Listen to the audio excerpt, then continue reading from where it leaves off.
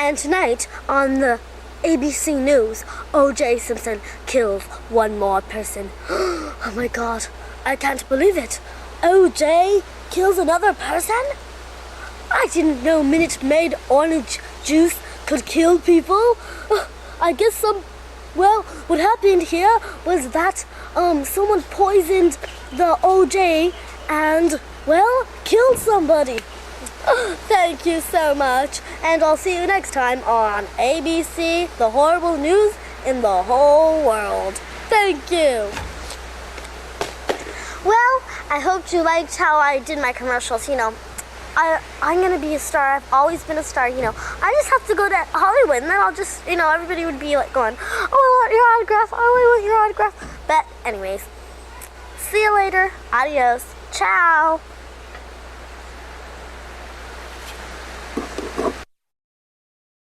Hi, everybody. Jumped the gun a little bit there, didn't I? Couldn't wait. Couldn't wait to get here at all.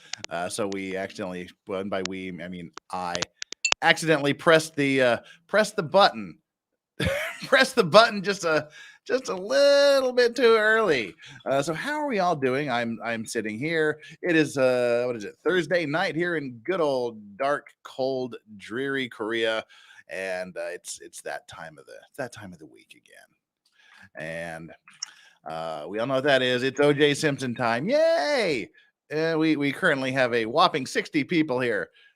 We've got, by my calculations, just so y'all know, we've got about 8 more weeks of this. 8 more OJs, and then we're done. So that's pretty fascinating, isn't it? Oh, Chandler, how are you doing? Yes. Is it you or is it me that's popping severely? I think it's you. Yes. Okay. Chandler's here and her mic is popping. Yeah, the closing arguments, 8 weeks. Yes, the closing arguments are very long. And we're coming to. Am I okay now? Now you're okay. You're always okay. Okay. You're always okay. But your mic is okay now too. Good. Glad to hear it. Hi, everybody. Good morning. How are you doing, Chandler? I'm doing okay. I think. Awesome. Well, there you go. Yeah, so these are lengthy closing arguments. Yes. Dave Watkins Gaming says, "Please tell me Darden gets done today." Lol. Okay, I'll tell you. Darden gets done today, but you'll just have to stick around to find out if I'm actually serious about that or if I'm just appeasing you. Wait to the end. But Darden should get finished today. Then we'll start with the defense closing next week, and that'll go for a couple of weeks, and then we'll do rebuttals. Then we'll be done. It's just going to take a while. Little. We got about 8 more weeks. We'll be good. Bear with us. Then we're going to start a new, awesome, amazing trial that you're not gonna want to miss. Gavel to gavel coverage, beginning to end, and God knows how long that'll take, but we'll have fun doing it. Well, we got a lot of ground to cover. We got a lot of Darden to get through here. We got 2 solid hours of Darden, so we should, without further ado, jump into it. Are you ready, Chandler? Are you ready? I think so. As long as all of my tech is good, then I'm ready. It's that time. You're looking amazing for someone again who's up at ass o'clock in the morning. So good for you. You're looking better than me, who's been awake all day. So I look okay. I appreciate that. That's very nice. You're looking chipper and all bright-eyed and bushy-tailed, and I'm gonna crash soon enough. I randomly woke up at 3 and I was like, well, I'm not going back to bed now. So here I am. Words no one wants to hear. 2 hours of Darden. Well, sorry, because that's what we got ahead of us. All right, but let's quickly jump into this because what we've got to do. Chandler, you've got something important coming up this week. Oh, I do. Tomorrow, actually. Tomorrow, tomorrow, Friday, I'm going to be hosting a stream on my channel, on my very own channel, on Remy Legal. I'm going to be doing a stream where I'm going to be talking to Allison Tiemann from Honey Badger Radio, which is going to be awesome. They had me on their channel, the Honey Badger people, a while back, and now Allison has decided to grace me with her presence, and we are going to be talking about female predators. And that's going to be a really compelling, really interesting stream, especially considering all this stuff coming out about the Epstein documents this week and Ghislaine Maxwell, all that stuff being brought up again. And so, yeah, we're going to talk about the prevalence of female predators. That's going to be happening tomorrow at, I think, 3 p.m. Eastern Standard Time. And so you all can pop over to Remy Legal and check that out when that's happening. Don't you dare miss it. Everybody get over there. Make sure you subscribe to Chandler and sign up for the notification so you get told when to do what. For me, tomorrow, today we got kind of a special thing going too, but all of the boxes that were sent from the States got here ridiculously quickly. They got here yesterday. It took them 2 days to get from Florida, which is a record time. So we'll be doing an unboxing tomorrow, and we'll also be reviewing the very short Maya trial of the questioning of juror number 1, and also reading another couple. They're moot at this point. Another couple of affidavits that Shapiro prepared that just are stupid. So we'll have a little bit of stupidity. We'll slam dunk on them with the hearing, and we'll do a little bit of unboxing. But one thing we're going to unbox here in just a quick second. It's not really an unboxing. It came in a clear plastic bag, so not much of an unboxing. But we'll do that here in just a second. But first, 89 of you, people hate OJ, I know, but maybe they'll come as it goes on. But this is about average. We're averaging right the 80s now, just to get through it. Just a few more weeks. Hang on. So now the cat's out of the bag, so we can actually end this poll. But I'm going to leave it up for new people that come in and don't know the answer. Like and subscribe. How many more weeks of OJ do you think we have? 2, 4, 6, 8. Who do we appreciate? OJ. But it's actually pretty well across the board. 25% said 1, 25% said 4, 36% said 8, and 14% said 6. But we'll leave it on here, and we'll check back to see how these numbers change, because only 65 votes. We'll see how these numbers change over the next hour. That brings us up to speed, I guess. And it's time to go. The unboxing is from Steve Gosney, a signed free copy of Brucey, the One-Eyed Wonder Dog, for a presumed Christmas present, because it arrived shortly into Florida shortly before Christmas.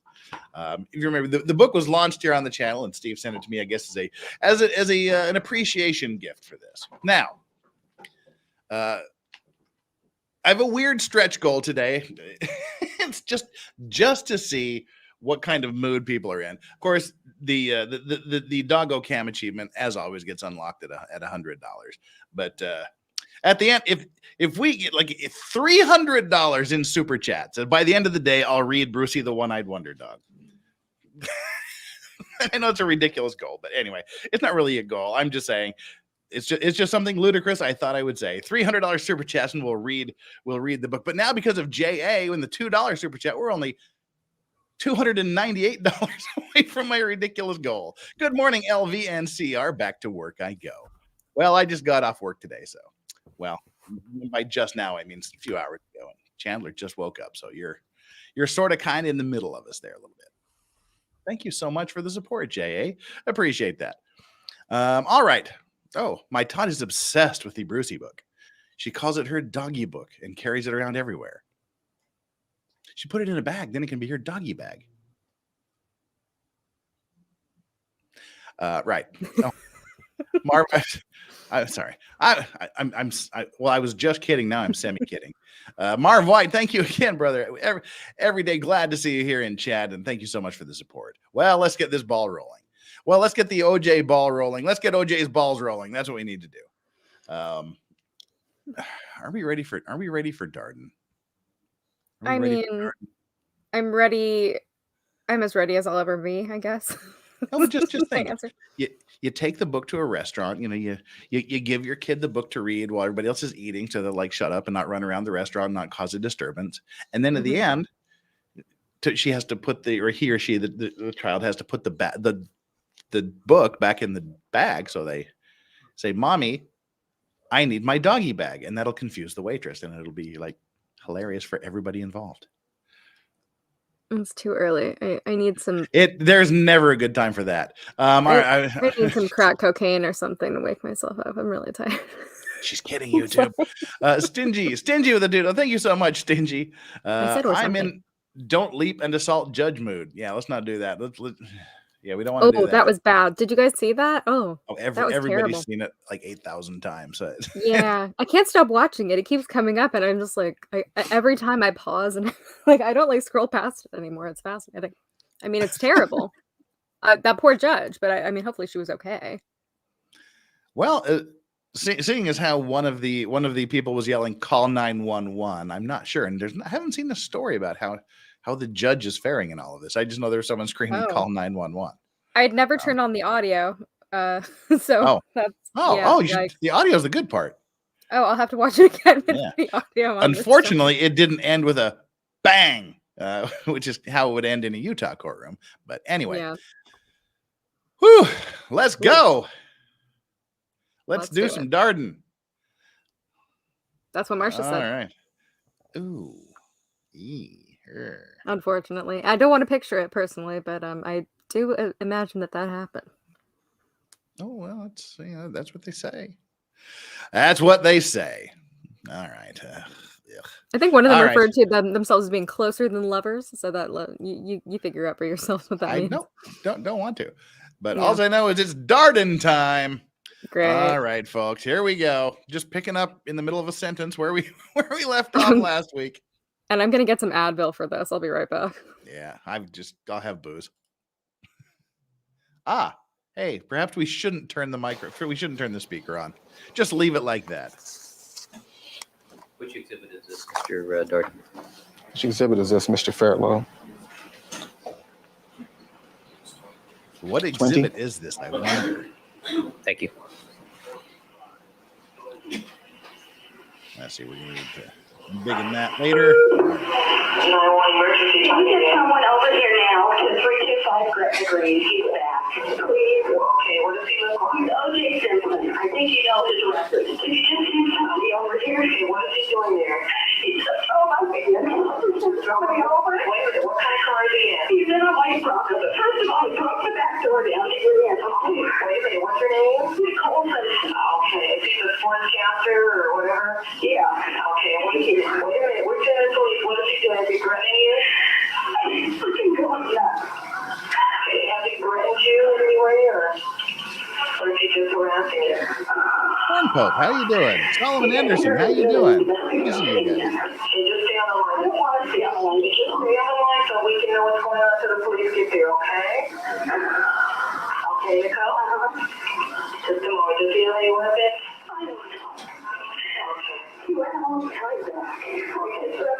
We need to turn the court way down. Okay, just a moment.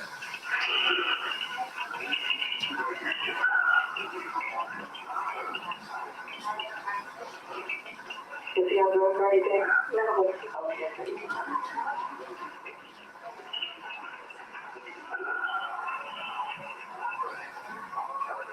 Just stay on the line, just in case he comes in. I need to hear what's going on, all right? Is he yelling? Yeah. Okay. Darden's got to read the newspaper here while we listen to the 911 call. Domestic violence, 325 South Gretna Greenway. The suspect has returned in a white Bronco. Monitor comments. Incident 4221.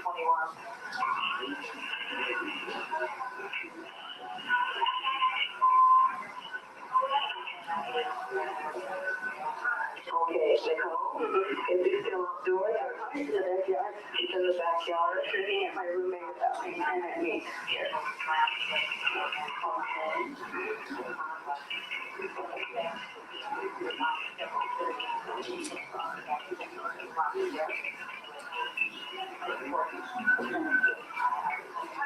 All right, well, the levels sound good to me. So there we go. And it's all my fault. And now what am I going to do? Get the question on this? And well, thank you. All my fault. I just got to do it before.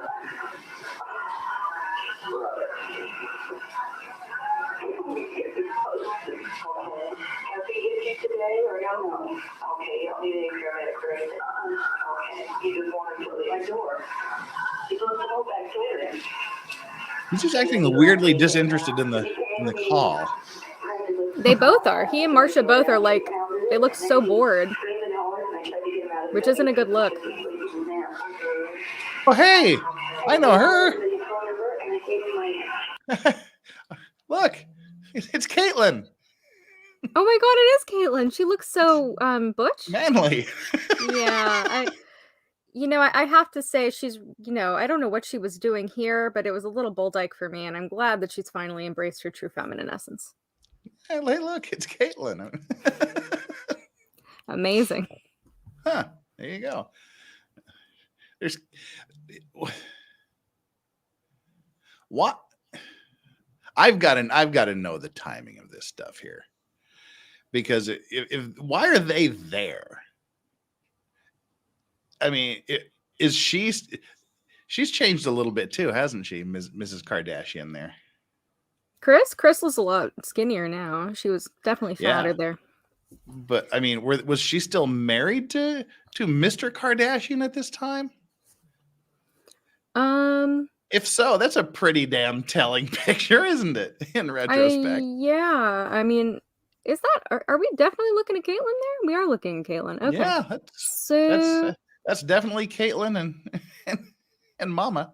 That is weird because they were married, so I don't know when they split up, but all right, that's just my morbid curiosity. Was she still married to Robert at this time? And if so, hey, hey, Robert, I got something to tell you.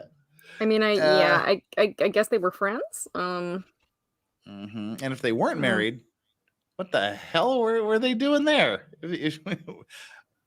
All right, huh? I guess they were listening to closing arguments. I don't know. I don't know what to tell you. Sorry. Totally not a Russian bot. Flux, of course, that's why she could have been there. Who knows? I don't know anything because we have like the we have Robert and her and OJ and Brucey or Caitlin. I have questions now that I didn't have 30 years ago. So Kris Jenner, you mean to tell me that Kris Jenner was sleeping with 3 of the people in this room? That looks to be the case, doesn't it? It looks to be a high probability. Wow, what a slut! I can't. I'm just like, I mean, this is a murder trial. Los Angeles. Close your legs. Okay, all right. Shall we continue? Yeah, they all could have been sleeping with OJ too. Yeah, all right. And Vince Clortho, who now Chandler knows who you are, because we watched Blade Runner. We watched Ghostbusters the other day. Have you been past both former locations, OJ's house and her place? Yes, I have. There you go. All right. Well, sorry to sidetrack everyone. That just kind of took me off guard there. I was not expecting that. I did not know that Caitlin was in the courtroom. Okay. Yeah. Wow. Interesting. I'm in a we already don't leap in assaulted judge mode. Thank you so much for that, Stingy. And Unhung here with a $2 chat in the same room as her ex-husband and ex-wife. Yeah, it's weird. It's really I have so many questions that I just didn't have before. Yeah. Whiskey 77, thank you so much. It's the trial that never ends. It goes on and on, my friends. Ooh, nice Emerson, Lake and Palmer song there. Unless you're going for the remake. So Whiskey 77, are you like cool and old school and that was an Emerson, Lake and Palmer reference, or were you going for the newer version of the show that never ends?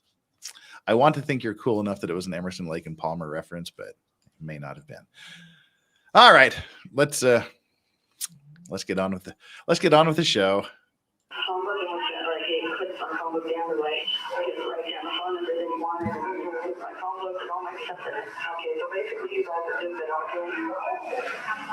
Well, there's Chloe. There's speculation about Chloe's parentage, which I, of course, don't believe for a minute.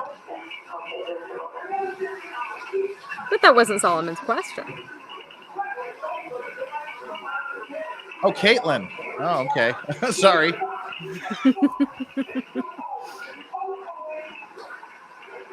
That's something we want to think about even less somehow.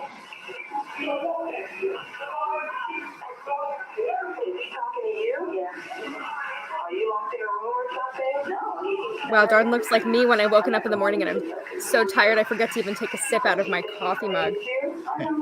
Yikes. Okay, 77 is there for a reason. So, okay, that's an Emerson, Lake and Palmer reference. Because last time somebody brought that song up and I said Emerson, Lake and Palmer, it's like crickets in chat. Nobody knew who the fuck I was talking about. Nobody knows who Emerson, Lake, and Palmer are? Someone else we did the song with. We've lost interest in the 911 call too. Nobody cares. This poor woman's almost getting murdered and nobody cares.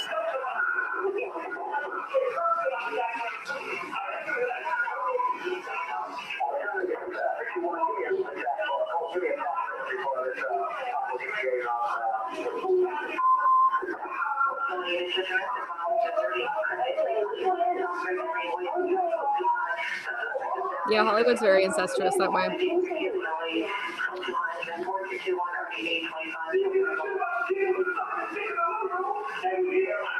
Yes, well, rock stars age. Didn't Emerson die just like recently?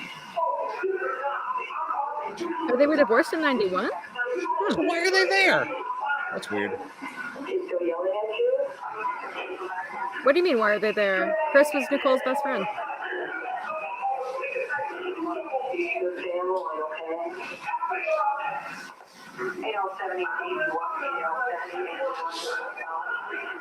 Or so she said.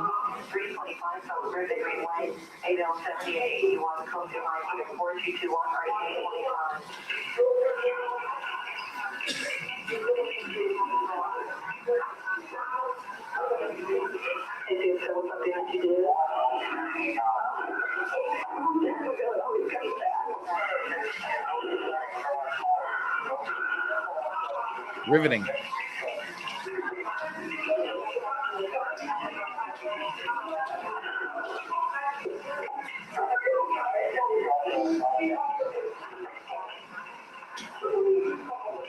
I mean, I'm sorry, but like, don't you think he and Marsha should at least pretend to be giving a shit about this?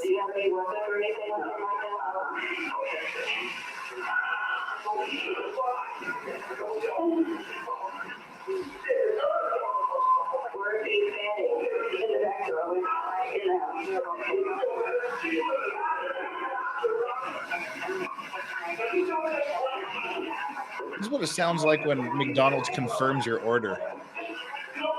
Yeah.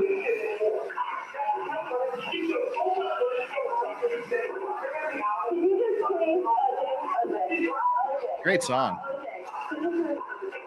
The Daily Quick Bites is indicating that Darden actually cried at the press conference after the verdict. Is that so? If I recall correctly, yes. Oh. Woof. A large orange drink.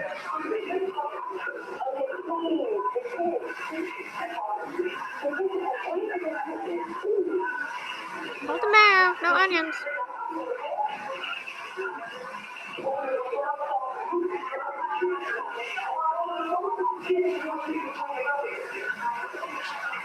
Oh my God! How long does this go on? We Why can did only they play guess. the whole? Did they have to play the whole thing? They can't play an No. excerpt? They can play an excerpt. Out of his mouth. You hear this man in the background raging. I didn't. He is raging Rage Against the Machine. about a picture of a man he saw at Nicole's house. A picture of a man she had apparently dated. How many months before? How many months did Nicole say? It was about 18 months or something like that. You should know that. It's on the tape. And Nicole said on that tape as well that it always comes up. This man, that issue always comes up. Apparently, this man and that issue is of great concern to the defendant, of so much concern that he apparently just can't get it out of his system. He can't put it behind him. He can't forget it. He can't forget it. And you hear him back there yelling and screaming at Nicole. And you hear the language and you hear the things that he's saying about her. And you hear him in the background say, I don't give a shit anymore. If he does not give a shit, you must have quit. That's what he said. An old relationship, a past boyfriend, a boyfriend she apparently had at a time after she moved away from his home and after she filed for divorce. Ooh. Pictures and Exhibition. Modeste Mussorgsky, one of my favorite pieces of music. Good for you, Porcelain Thunder. A year and a half. Especially the Great Gate of Kiev And he rendition. still hadn't gotten over it. And it's October 25 in 1993. And Nicole doesn't know it at the time. She knows he's going to kill her at some point, but she doesn't know at the time that she only has 8 months to live. Now, we offer this tape to you, as I said before, so that you would know who you're dealing with. Oh, okay. Because you have a right to see him. I went to the private original side of him. I always go to the original piece. When you listen to the 911 call, as you take it back into the jury room, listen to the part where she tries to calm him, where she's on the phone, and it sounds as if he's getting closer to her because you can hear his voice more clearly, and his voice is raised even higher than before. And she tries to calm him, and as she's trying to calm him, she tries to calm him in a using a calm voice of her own. You get what I'm saying? I mean, she says, oh, OJ. Now, 3 minutes before, she was in tears on the phone calling the 911 operator. But when he comes near, he's enraged. She is trying to calm him down with a calm voice. What does that mean? I mean, is that helpful to you at all? Let me suggest to you that what that means is that she's been there before. She apparently feels as if she has a way, some tactic or some approach that might help calm him down. It's Nicole's approach to her problem when the defendant becomes enraged, a calm voice. And she is scared, and you know she's scared. You can hear the fear. You can hear the terror in her voice when she calls the 911 operator. But when he gets close and when she gets to the point where she has to calm him down, she's the calm one. She's the one who is in jeopardy. But she's the one who's the calm voice. 1993 was the same year that the defendant talked to Cato Kalin. Remember, Cato Kalin was living at Gretna Green with Nicole. He was living in the back in the guest house.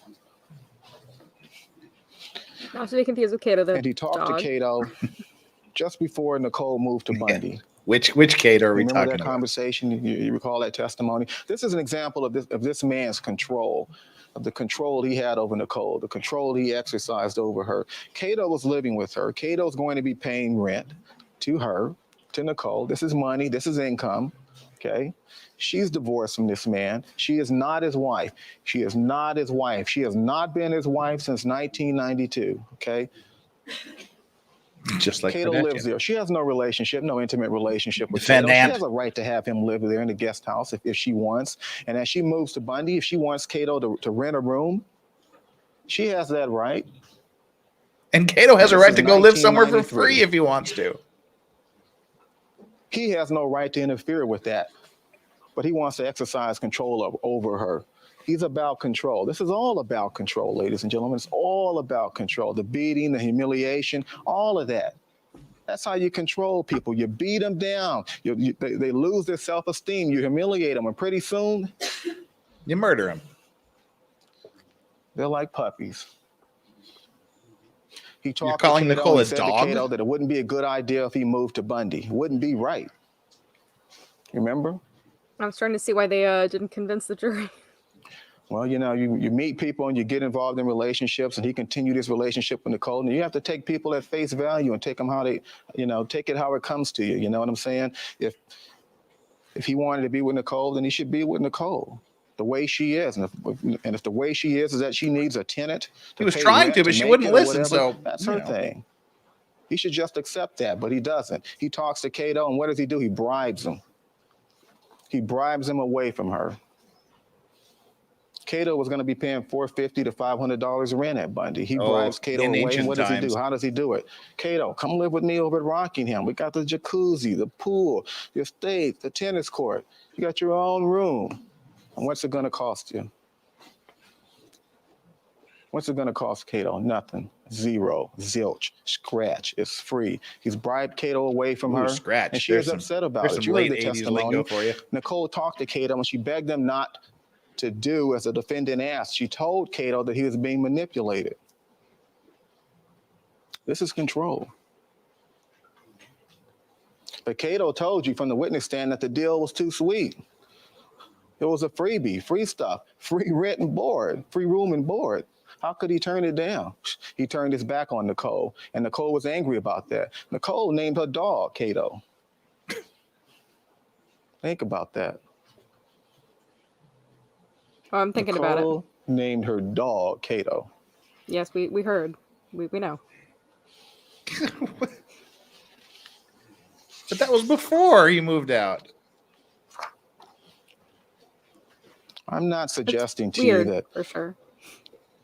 that this man was angry and depressed and consumed with jealousy each and every moment of the day. Well, or, that's what you should be each day that convincing he us was of. with Nicole. I'm not saying that. You I'm should sure that be there were convinced. We should periods be of trying to calm. I'm convince sure us that there were that's all periods when he they had a good was. time. I'm sure there were times and periods when things worked out great for both of them. But always beneath the surface looms this jealousy and this anger and this passion and that rage, the rage you just heard on that tape. And you know, if you're in Nicole's position and you know all about this, and you know that, hey, you know, there are certain things that can set him off, that can set that fuse to burning. Oh yes, that's our that can make that closing. fuse That's the shorter and theme of shorter. closing, the burning fuse. Then you're It's a going to slow tread burn. lightly, right? You're going to try and do everything you can not to upset him. And that's control. If he didn't repeat everything 4 times, his closing would be 4 times shorter. Or 3 times shorter. Now I that wish I is was math drunk. that I Thank you can for the do. 2. They Sorry. went back and forth in their relationship.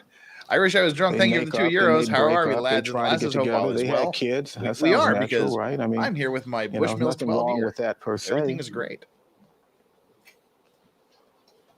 And as I understand the testimonies, I recall that they were together again in the spring of 1994.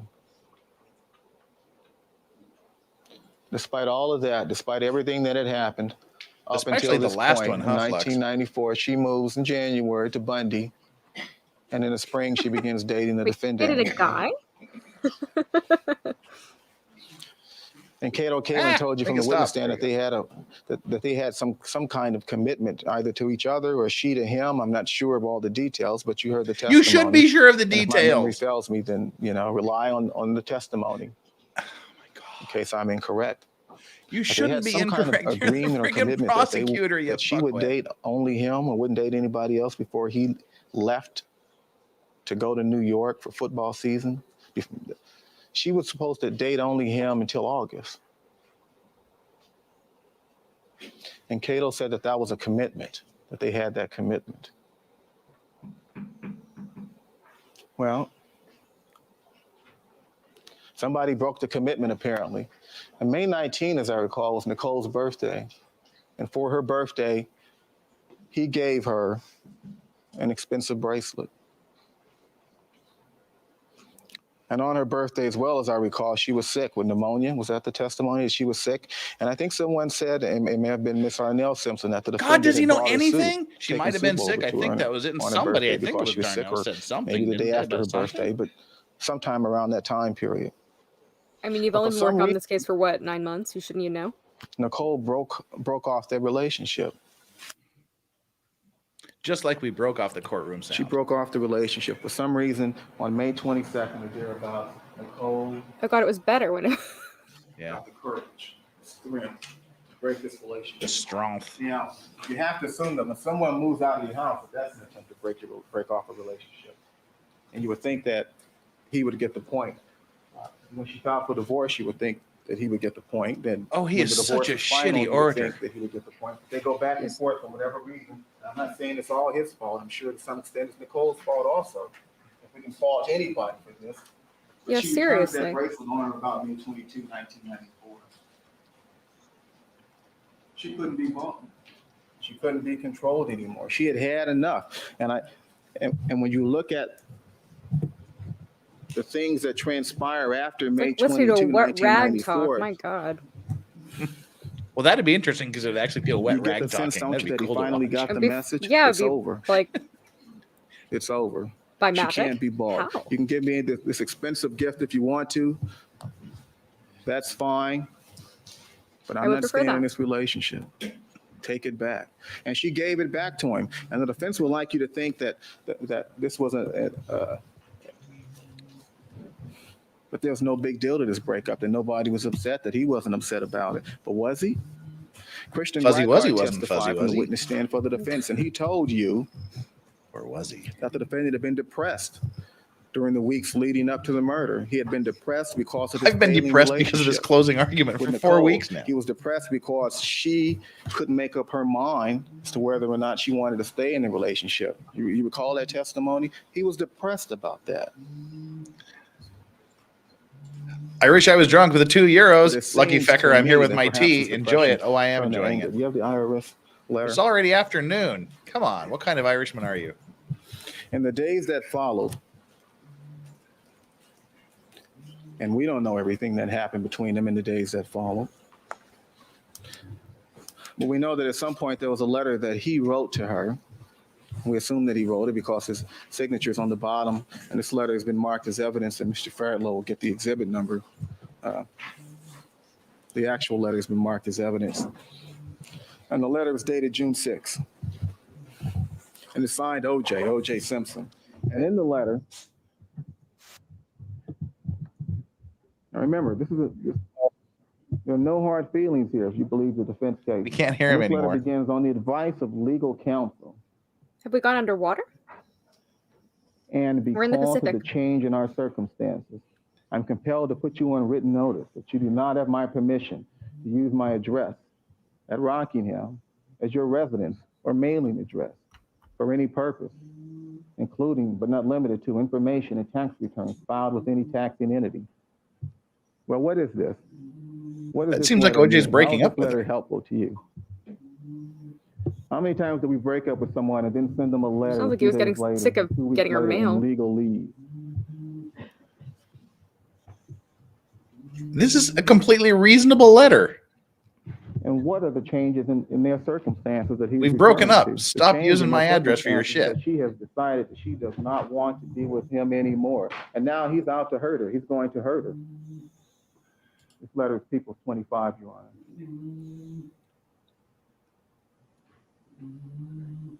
You had an attorney named Nicole have Marvin some kind of Goodfriend. tax problem? Looks like it. In the last paragraph, he says, I cannot take part in any course of action by you that might be misleading to the IRS or the Franchise Tax Board. Why are they What using is this in he their suggesting to closing? her? This is so boring. Oh, God, Darden, everything you do is right there. boring. How should OJ she Simpson. receive this letter? And look at the carbon copy. Mr. Cochran asked someone on the witness stand if they knew that Marvin Goodfriend was his accountant. What As I does the recall, B stand we've for? heard that Leroy Taft is his lawyer. A carbon copy to his lawyer and his accountant. What's going on here? Oh, the accountant This was is Marvin. supposed to be an amiable breakup? Who said it was No amiable? hard feelings? And amicable is actually This the is word you're supposed to be control. using. This is a Not subtle amiable, threat. amicable. It's a Amicable. threat? Wait, this If is you a disagree threat? with me, fine. What? The defense disagrees with me, that's fine as well. How the Let fuck me is tell that you a something. threat? When the defense And you broke began up the with me, defense so case, stop I'm sending going your out to shit to defense my case, house. But when Mr. Cochran did his opening statement, he told you about a witness he intended to What call. the hell? That's not a threat. That's a letter about the IRS. That's And, ridiculous. This witness seemed to be a pretty important witness. Cochran's just thinking, And would bitch, you seem wish to your be tie given looked as the good as evidence mine. that you've heard in this case. Yes, he He certainly told you is. Wow, about that a is a woman nice named Dr. tie. Lenore Walker. And he said to I you at want that page tie. 11783 that there's an expert in the U.S. whose name is Dr. Lenore Walker, I guess we got to boost the and that volume. she a is, by little bit all here. accounts, the number one expert in Volume America and the audio is terrible. on the field of domestic violence. And he said that she has been called by some the mother of the battered women syndrome. He went on to tell you that she was a psychologist. Leroy Jenkins. That's random but funny. Oh, we got to The hear mother King. of battered women syndrome. That's like not a great title. It's like Mother of Dragons, but worse. To Leroy Jenkins. Cheer to you guys. I mean, it sounds like you created it, like you unleashed it upon the world, not like you know. Well, I do like the fact weird. that the 1995 audio is finally caught up to 2023 courtroom audio. Yeah, it's consistent. October You're Michaeline. why didn't they call Dr. Come on, Darden, give it a whirl. Speak into the Who mic. could have put this all in perspective Come for on. you if what the witnesses said in this case aren't true? I mean, it wasn't true. Well, let me use this little bit of silence here to Dr. mention Walker Bella could have Stella interpreted just this gifted letter. 10 Legal Vices Ooh. memberships. But they didn't Thank call you, Bella Dr. Stella. Thank you Walker. so much, Bella Stella. They wouldn't call So Dr. generous. If Walker. you got one of the They Vices better not have memberships, called Dr. give her Walker. thanks. And Dr. Walker never stepped foot into this courtroom while you were here in the jury box. And then hung here with the $2. They are I'm going to need a an group of SSRI very, very after fine listening to lawyers. this. Wow. Why not just They take one called now? Some of the Or just most don't at all, because that would be expensive illegal. experts money could buy. An Matt antidepressant? It would be illegal to take an antidepressant? We didn't see Unless Dr. he has a Walker. We didn't see her explain to you Well, if you have a why prescription. this letter is insignificant if that's the defense Matt position. Vaughn, for the record, or on the why record, this let the record cycle of show. violence This is Chewbacca. that led up to Nicole's murder doesn't help I'll to be right back. establish motive from a practice. I wish I could say that. Yes, this is POV. This is what the jury's hearing. And there was something that he said to you on page 11793, and I want to take a moment and show it to Mr. Cochran before I read it, if I can. And while he's showing that, we'll just let's check up here. Oh, we're about 1/4 of the way. No, 1/6 of the way to our $300 goal. If somehow through some stupidity on everybody's part, we get $300 in super chat, I'll read Brucey the One-Eyed Wonder Dog at the end, which just arrived from Steve Gosney. If you ever see this, Steve Gosney, thank you so much for that. Just a thing. It's a ridiculous goal. I like ridiculous goals. I'm just kidding, by the way. Something Mr. Cochran told you he would present to you in this case. Tia Nina, thank you so much for the $5. Had the biggest crush on Christopher Darden in high school. I think that's when I developed my love of attorneys. At page 11793, Well, I said question to you, your judgment, Tia, but you know. I'm going to tell you about the facts. All right. And he says, so you will hear from Dr. Walker, and you will hear about the battery of tests. And I think you will find that she will say that in looking at OJ Simpson, that in looking at OJ Simpson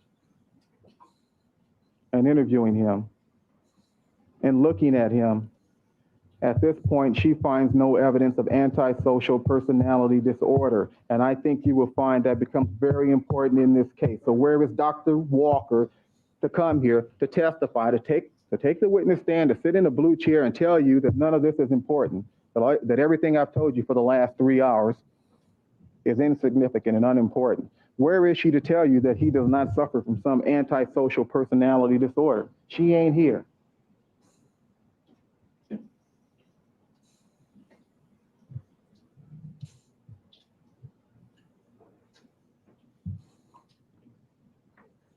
And had she come here and expressed an opinion that this was unimportant, we could have cross-examined her. But they can't touch this. Can't touch this. They can't touch this. This is important evidence. Hey, You right on time. have to consider it when you consider motive, when you consider the issue of identity, the identity of this man as the killer of these two people. You have to consider this on the issue of premeditation. This is important evidence. As the days proceeded on, we know that he hired an interior decorator.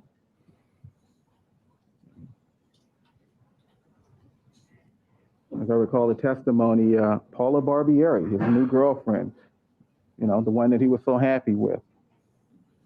It's odd, but on the one hand, they say he was happy with Paula Barbieri. On the other hand, Cato says that he told him, the defendant told Cato that he, the defendant, didn't know if Paula was the one.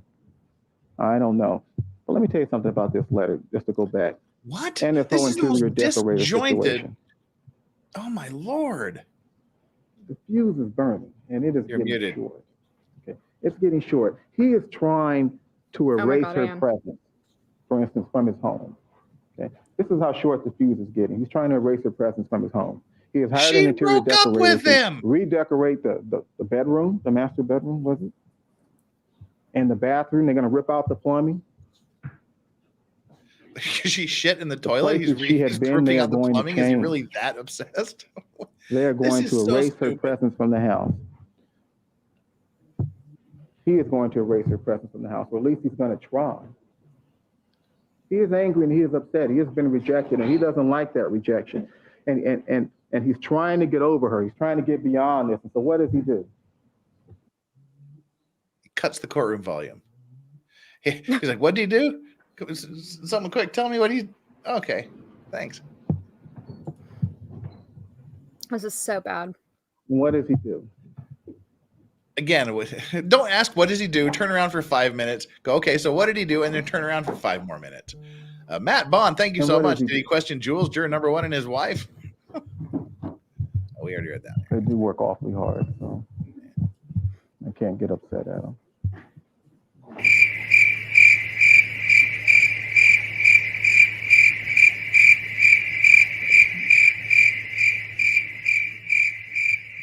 Page 19.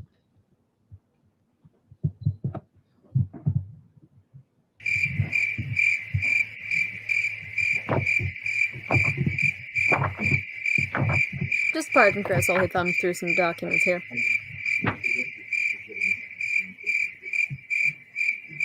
Seriously, dude? I cannot believe that he blew up this stupid letter that has it's like one of the most. I mean, it's notarized. It's like who uses that as evidence in a domestic abuse, claim?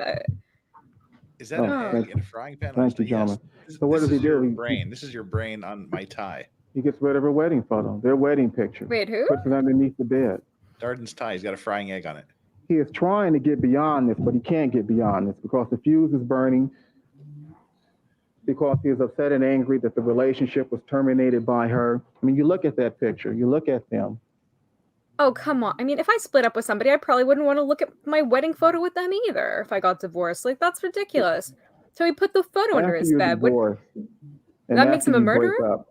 I still have mine somewhere over in the storage in the living room, right? Storage area. But you don't want to look at it. You don't. I don't want to look at it because I was wearing a really bad mullet with a tuxedo. You put them in a box. Oh, no, I want to look at it. That's what you do. Bad. But in his case, he is trying to get over her, but he can't. He can't get over her. He can't get beyond this. On the one hand, he throws his picture underneath the bed. And on the one hand, she is out of sight and he hopes out of mind. I mean, if it were a violent man, wouldn't he have like smashed it or something like that? Come on. Where he has access to it, where he can grab it, and where he can look at it. He is beginning to obsess with her. He is becoming obsessive with her, and he is trying to replace her at the same time with Paula. His relationship with Paula supposed that does not make any sense. All of a sudden, there's nothing obsessive about. That's avoidant. She breaks up with him. You don't want to look at somebody on May 22nd, and by June the 6th or whatever, he and Paula are back together. And now they're ripping the plumbing out of the house. Can we just for a second? You need time when you end a relationship, especially one that lasted 17 years. What? He is trying to replace retarded. Nicole with Paula, and he is trying to find. I mean, if he had the wedding photo on his nightstand, then he would have been arguing he's with this new girlfriend, but he's still obsessed with looking at a photo from the past. Like, I mean, he could have fit it into anything he wanted. And I just wish Dr. Walker had been here to help explain this to you. I'm sure she could have done a better job of it than me. Suppose whose witness was she? Oh my God! What? You just said we move on. I wish the defense's expert would have been here to explain this, because she could have done a better job than I did. What the dude? Wait, seriously? That's what he said? And that photo was People's 536. The wedding photo. Island, thank you so much for the $2. Jeff's mullet is the 100,000 subscriber goal now. And we begin to approach June 12th, the day of the recital. That's a good one. The day of the recital. You recall that the defendant had conversations with Cato Kalin that day, and he talked about Nicole. He talked about her dress. He talked about how short it was. He talked about the relationship being over. It didn't appear, you tell me, maybe you disagree, that he and Cato Kalin had that kind of relationship, the kind of relationship where he would vent his frustrations regarding Nicole to Cato. I don't know. You saw Cato, and I don't know why anybody wanted to discuss the personal problems with Cato Kalin, but he did. What? Yeah, you don't want to mess with Cato Kalin. That day to Cato Kalin.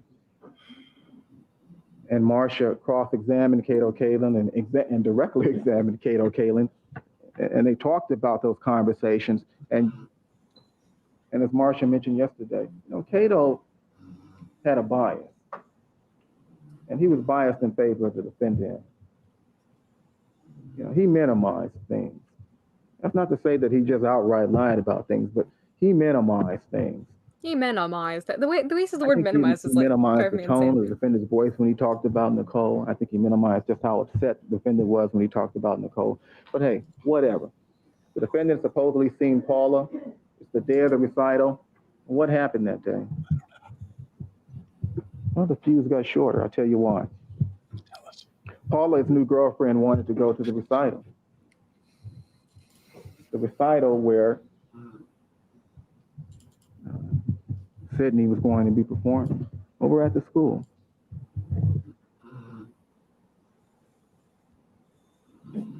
And they had an argument about that, for lack of a better term. They had a disagreement about that. She wanted to go. He didn't want her to go. He wanted to go alone. He told Cato that they had a disagreement about that, and she was upset. Well, why is that important? It's important because I don't know. Why is it? Tell us. Because two parents disagreeing with each other about how to parent their children is common. She left Rockingham. She left Los Angeles. But apparently he didn't know that. Apparently they had their disagreement about the recital. Paula got mad. Paula left town. It's pretty apparent that he didn't know that. I can't tell you how bad that disagreement was, or if there were raised voices or whatever. We don't have any of that in the testimony or in the evidence in this case, but we do know that Paula left and that he didn't know where Paula had gone. And the fuse is getting shorter, because what happened that day is this. My fuse is getting pretty short with you, dude. I know what happened that day. Now, this is where OJ Simpson and Nicole's daughter had a dance recital on the night of June 12, 1994. If you remember from the court case. I can't remember what movie that was from, but I clipped that at the beginning, and and I never used it. Wow, that worked out perfectly. I clipped that like over a year ago, and I just remembered it now. I have no idea. I have no memory whatsoever of what movie I clipped that from. She's asserting her womanhood. She's supposed to be his woman now. She wants to go to the recital. Why not? Confused. He won't let her. Why won't he let her? Because he still has hope for Nicole. He still has some hope. He still has some hope. He doesn't want Paula to go to the recital. He won't let Paula go to the recital. And Paula realizes. Yes, Cato's nickname came from the Pink Panther. And she passed. He was the houseboy. That afternoon. Sounds sexy.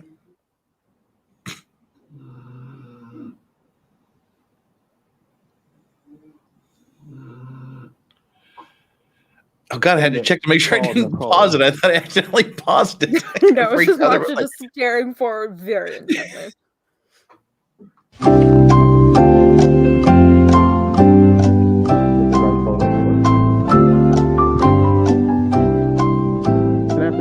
Nicole's house. So he's still got hope. He's got hope that, she's always come back, right? Each and every time that they've gone back and forth many, many times. They've always gotten back together. She's always come back. Yeah, but see, the question was Cato named after the Pink Panther? Yes, Cato Kalin, the house guest. His real name isn't Cato.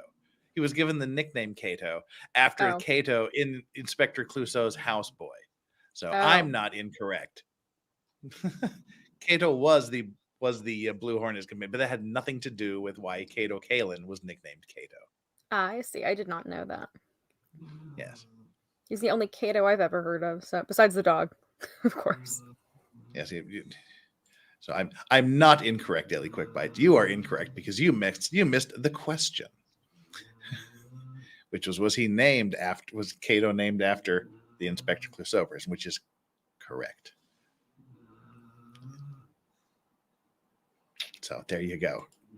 Green Hornet, Cato Kalin Cato is totally different than the nickname Cato for Cato Kalin, which was after Inspector Clouseau's houseboy Cato, who always launched surprise attacks on him whenever he came in the house.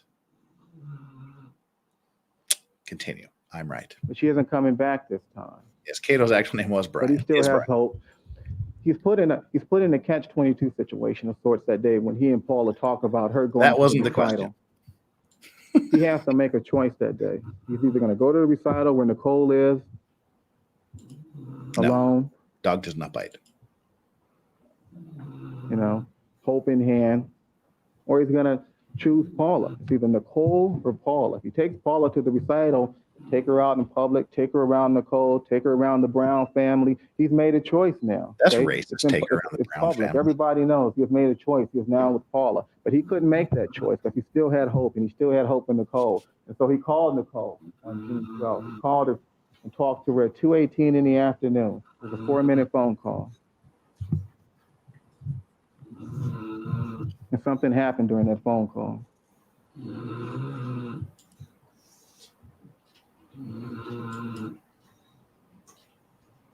But let me tell you what else. That after he finished that 4-minute phone call, Nicole, he tried to call Paula.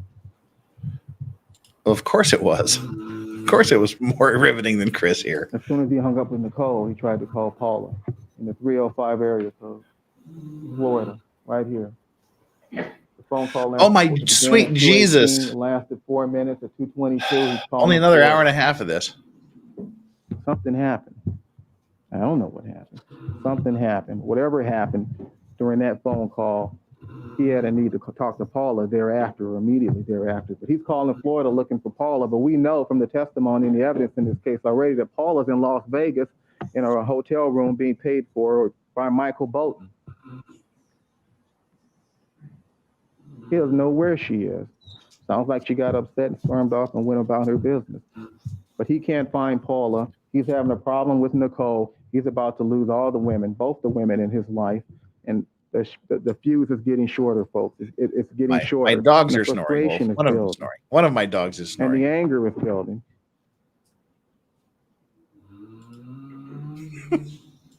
And something has triggered his anger because in all of this, this is a tension. This entire relationship over a 10-year period is filled with tension because of the doors being kicked in and the We're only slightly past halfway for dog camp. There's still a long way to go for dog camp. This is a very, very tense relationship, and things are about to explode because he has that conversation with her. He tries to call Paula. He can't find Paula. And by the time he gets to that recital that afternoon, around 5 o'clock, he is fit to be tied.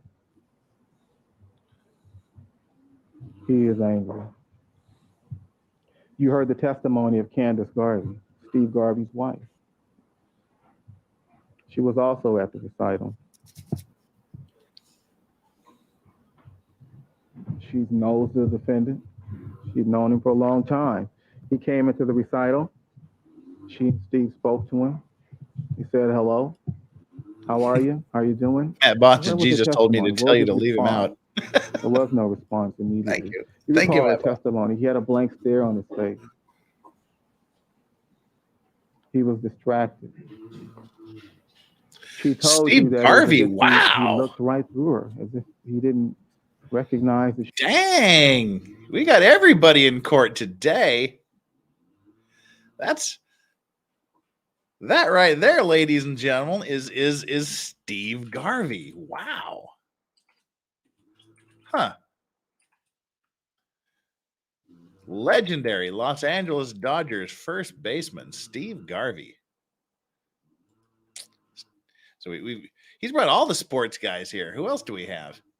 We've got Olympian Bruce Jenner. We've got Steve Garvey.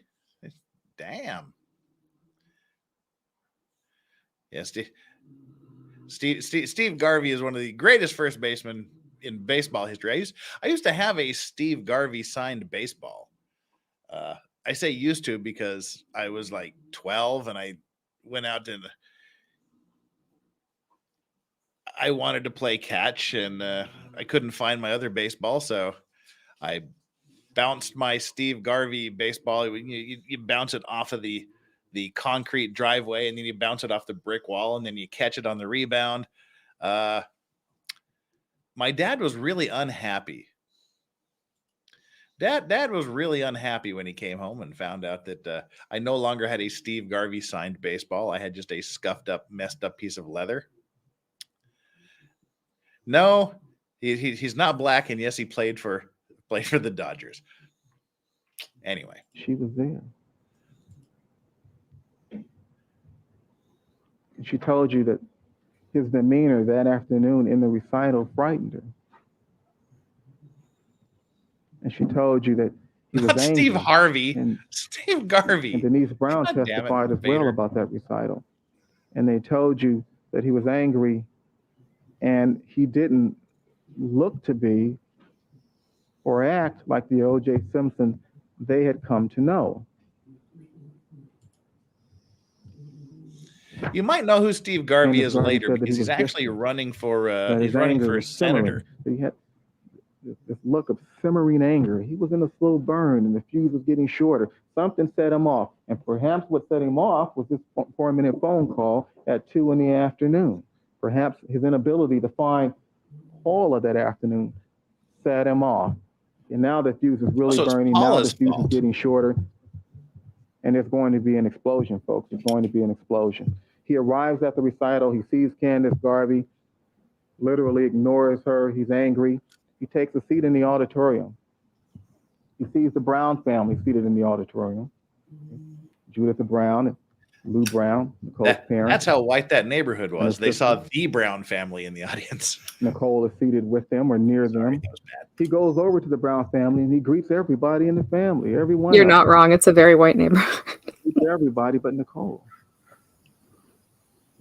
He doesn't address Nicole. This is a family event, right? His daughter, Nicole's daughter, at the recital dancing, but he doesn't address her because he is angry. He is consumed with anger, and the fuse is getting shorter. He doesn't appear like the OJ that they knew, the man that they knew. Candace Garvey is frightened by his demeanor. And what does he do? He takes a seat behind the Brown family. There are no seats near the Brown family, so nothing wrong with that. Nothing wrong with the fact that he takes a seat behind the Brown family. But as Denise Brown told you on the witness stand, after a few minutes, he just abruptly got up and moved. He got up, took a chair. Who cares? And in the dark, in this dark auditorium, because the program was going on, he takes that chair and he moves into the corner and he sits in the corner of the auditorium.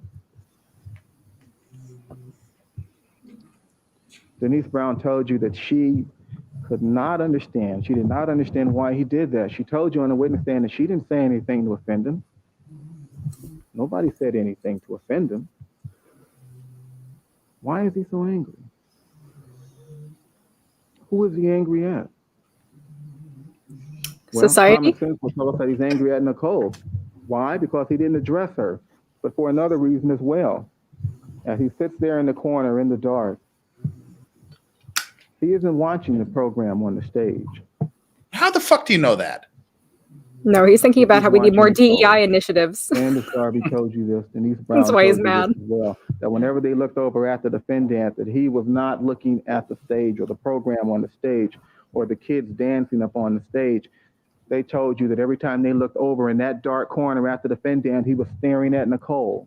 He was staring at Nicole, and that simmering anger that he had, folks, he was about to lose control. The fuse is getting shorter, and there's about to be an explosion.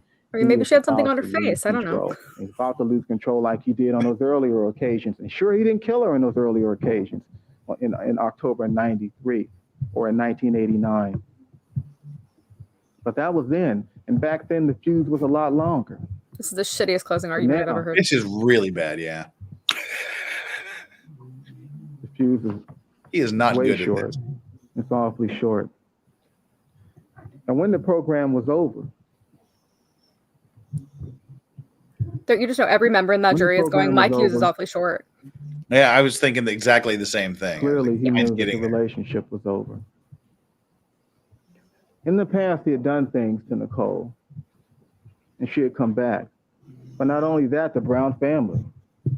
Done things. What things? Talk about the violence. Talk about Yeah, the the threats. Brown Talk about the family. 911 When you call. consider the evidence in this case, you see that after the recital, It's not hard. Nicole and the kids and the Brown family went to the Mezzaluna for dinner. How long is this They fuse? didn't invite him to It go. keeps going and going. It's a very long fuse. He has Be like, been he was a rejected, violent man. completely He did rejected. violence to this woman. He He has did been violence to other people. rejected in public, and this is how these things work. This is how these things work. You may sit here and think, oh, well, this isn't such a big deal. Well, sure. Perhaps in your lives and in your relationship, this wouldn't be such a big deal. But you have to put it in the context of the relationship that they've had. This is a big deal. It is a big deal to him. And he is rejected in public. They go off to dinner. He's left to go off to dinner with Kato Kalin. Legend has it. He isn't used to rejection, by the way. He's a celebrity. We talked about that earlier. Celebrities get, you get the best tables. Wait, hold up. This man is a celebrity? You always get everything you want. You get what you want. OJ Simpson is a celebrity, you're telling There are me. no rules for celebrities. For real? But on June 12th, he isn't getting what he wants. And so he goes home. And the fuse is getting shorter. And it's getting shorter. And he talks to Kato Kalin and he complains about the dress she wore. And the fuse is getting shorter. Christian Reichardt was called by the defense and he testified that he spoke to the defendant at 9 o'clock that What did he say night. about the and dress? He spoke to the defendant that the defendant was jovial. Happier than he'd been in weeks. So wait, was the fuse burning? Was he getting ready to explode, or was he jovial He and went happier than from he'd been in simmering anger at the recital to jovial Or the fuse gets happy at before 9 it, p.m. that night. right before it's about to So go what off. happened? That's Why how the is fuse that? works, Jeff. It's because sorry. the defendant has Don't you know anything about bombs? developed a plan. Apparently not. He's No, come nothing. up with a plan Read to the rid anarchist himself of the problem that has plagued him for 17 years. I mean, for a 17-year And long he fuse, talked that's to a long Reichardt. He fuse. called Reichardt, as a matter of fact, if you believe that testimony. So many weird things going on that evening. He wants $5 for the sky cap. Cato gives him a 20. He's driving the Bentley to fact, McDonald's. He's calling if you Christian Reichardt believe at that 9 o'clock. testimony. And he tells Reichardt that he's packing right then. 9 o'clock, he's packing to go to the airport. That was the testimony from Reichardt. But then you have these other witnesses come in, Miss Arnell Simpson and Gigi, the maid. They come in and they tell you that he always packs at the very, very last minute. He rushes around the house, and how everybody knows that he does that. What is going on here? Why is he packing now? Why is he doing these things with Kato Kalin? Why is he jovial all of a Why am I sudden? doing the robot? It's because he has a plan and he knows what he is going to do. He has had enough. The public rejection that day is enough. Folks, let me tell you, the fuse is so short at this point that he is about to explode. The next thing you know, he's in that You said that like an Bronco. hour ago. He is in the Bronco at 10 o'clock or earlier. We don't know when exactly he got Did he into not that run Bronco. this by but we know that anybody at 10 before he o'clock he's delivered into it? that Bronco, and he is driving in that Bronco. And why wouldn't he be? How do we know that? We know that, as Ms. Clark said, because he keeps the phone in the Bronco, and he is panicked, and he is out of control, and he needs someone or something to help calm him. And so what does he do? Perhaps some Needs Valium would be somebody a to love soothing. somebody. Anybody But he calls find Paula in two him places. somebody to love? He calls Perhaps a Paula soothing at murder. 310 area code in LA. And she isn't there. Then he turns around and he calls Paula at a 305 area code, and she ain't there either. 305? What the hell's 305? Paula We don't have Barbieri 305 out here. probably could have stopped this whole thing that night. Where's She she had been from? there to receive his phone call. We got 310. But now Paula's gone, Nicole is gone, and whose fault is all of this? It isn't his fault. It isn't the defendant's fault. It's Nicole's fault. It's Nicole's fault, and that's She's from Miami. even in 1989 when he beat her. When he came out of the house, he blamed her. Remember when he spoke to Edwards? He didn't want her in the house anymore. Talk about the He had two other beating. women. Then we come to find out that she found out that he had been with two women. She was upset about that and wouldn't sleep with him. Well, He that's took it out Blues on Brothers her. song. When you listen to the Everybody October need 25, 1993 911 tape, he's everybody. blaming her because she had a relationship with a man a year and a half before. After Sweetheart she moved man, out, after sugar the she kid. filed for divorce, when she was I need literally a you. single woman out there on her own. He always blamed her. Everything was her fault. And his breakup, his problems with Paula, the fact that he lost Paula was her fault because she went back and forth in terms of their relationship, and the fuse was short, and the fuse was about to explode. Oh my God, if you say that one more Your Honor. fucking time, Yeah, but my fuse is gonna. The bomb it's will been explode. about to explode. It's been It's reaching delivery. critical mass for the last, oh my God. All right, ladies and gentlemen, we're going to take our mid-morning break at this time. Remember all my admonitions to you. We'll stand in recess for 15 minutes. Oh, if only we could have that luxury. We're powering through. Thank you, Your Honor. And just the way that he casually was like, and then he Getting beat her, and this and that. And I it's just like, talked, talk about the much beating, talk about longer the violence. than I'd ever expected. Convince us that this And is a I violent don't man. apologize for that because I think it's necessary that we have this discussion. I'm boring you to Voice it shit, Just a little, so I can hear, 'cause you're Okay. talking about- but I'm And so- not so going to I apologize. in a sense, I guess, but I have a duty and you have a duty, and I'm He not said going to have duty. Much of an opportunity later, I think, to Closing talk to you. argument is duty. I wanted to share these things with you because I think they're important and because I think they may help guide you in your deliberations. But when we left off, we were talking about the fuse, how short the fuse was getting, and how the defendant was on his way to Bundy in that white Bronco, the same Bronco he drove that night in October of 1993. And so he's on his way, and he is panicked, and he is out I of know it's confusing control. because there are He's two calling Broncos. Paula, and he can't two find Catos. Paula. He calls And her in two LA. Catos. He calls her in Florida. She's nowhere to be found. He can't find her. He has lost her. And he has lost Nicole. And whose fault is this? It's Nicole's fault. He made a choice that day. He chose Nicole over Paula. And four And he lights, lost them exactly. both. And so he arrives at Bundy. And Ms. Clark discussed with you yesterday the details of the murder, of both murders. And I don't want to, repeat all that she said. But one of the things that she said that I just want to elaborate on a little bit is his choice, his weapon choice, the use of a knife. Weapon of choice. That was a goddamn good Fat Boy This Slim is a song. rage killing, and it is up Christopher front, Walken and it is dancing in the video. personal. That was awesome. Have you And seen that, is why Chandler? you see all the brutality that you see. Oh, that's beautiful. That's Common a sense tells us Christopher that. I mean, we Walken know is that just amazing from dance. life experience and from living in LA. We know what kind of killing this is. This is a rage killing.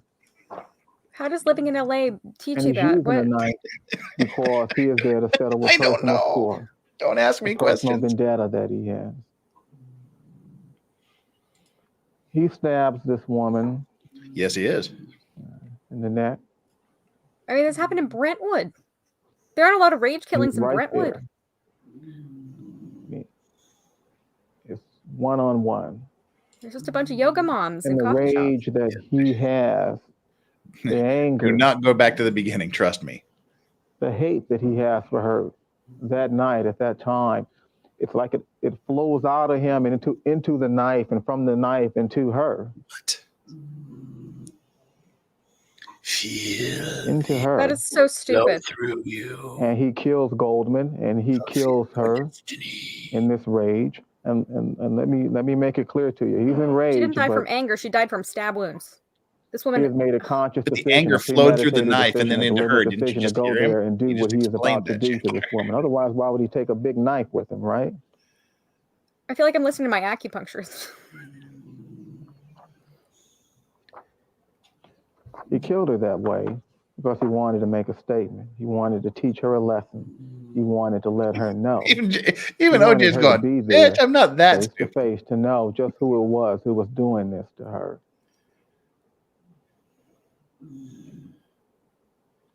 Uh-oh. It's almost that time again. With each The camera thrust of that panned knife away. It didn't get his full face though. into her body and into Ron's body, there is a release, a small release. It's like a tiny time capsule, like contact. There is a release, a gradual release of that anger What the and that fuck are you rage. talking Is he about? saying release or relief? Relief? And he stabs Released. and he cuts and he slices until that rage is gone and until these people are dead. And after So that rage is nebbish. gone,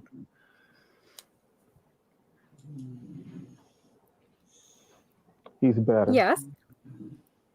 He's One of better. the most remarkable things about this case is that after this man, after he did this to these two people, Him. Oh, he I didn't thought you were run talking away. about the other guy. He didn't jog away. Apparently, he didn't limp away. You heard Agent Boziak's testimony. He just walked away. What is with this He way had he's released talking? all of that rage and that anger. Patrick during this Hemken, homicidal fit he was unfortunately, we're watching this on Court As he- TV's having, as he I wish killed we these could. two people. homepage, which Now, I'm just a does not messenger. give us the ability to fast forward or I hate to be speed the up. one to stand here and tell you about these things. If we could, but- trust me, we would. This is a murder case. Oh my God, are This you is kidding? what he did. Hear that? All these things we talked about, these are the things that he I'd did. hate to be the one to stand here This and is tell you how about he these things, lived. but this is a This murder is his case. life. See, for those of you that still think, "Oh my God, how did the OJ Simpson jury ever acquit this obvious murderer?" If that's Now what you your know. thinking is, Now you know. this is the last part. This is the closing arguments you're getting. This is the prosecution explaining exactly how he committed this heinous crime with all this rage in him, and how, oh my God, this is why they acquitted. This is absolutely the most unengaging, shitty closing argument for one of the most important cases. Oh God, this is No, horrible. I am impressed though, because I've seen some nebbishy Jews, but I've never seen a nebbishy black man before. This is amazing. Amazing. The way he talks, the way that I can't stand the man. He is so disimpassioned. I mean, this was a violent crime, and he's talking about, he's standing there like he's giving, like some lecture, about how to wash your socks the right way to prevent them from getting lost in the dryer. I don't know. It's ridiculous. He doesn't sound like he cares at all. I think it does a great disservice to the victims.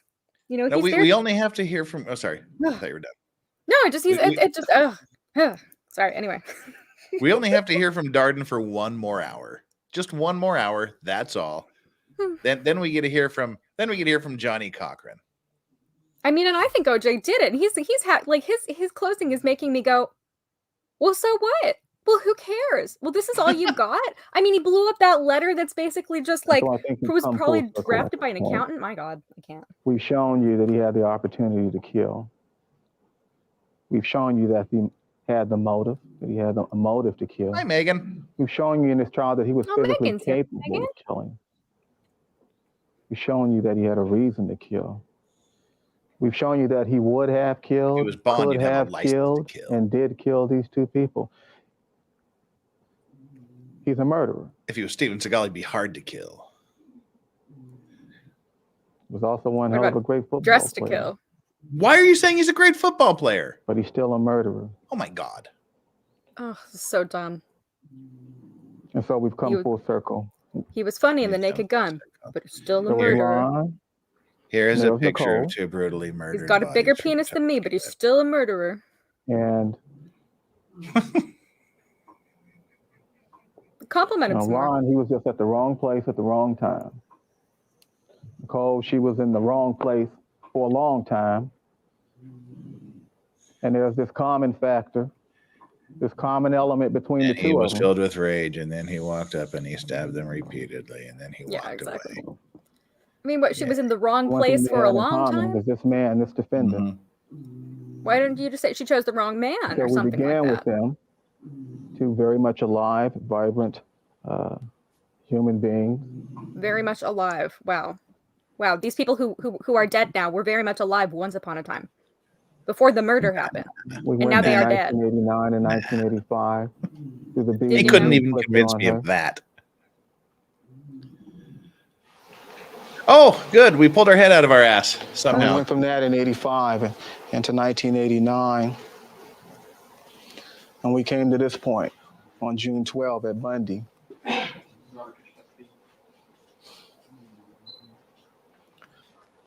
And so we've come full circle. You've said that already.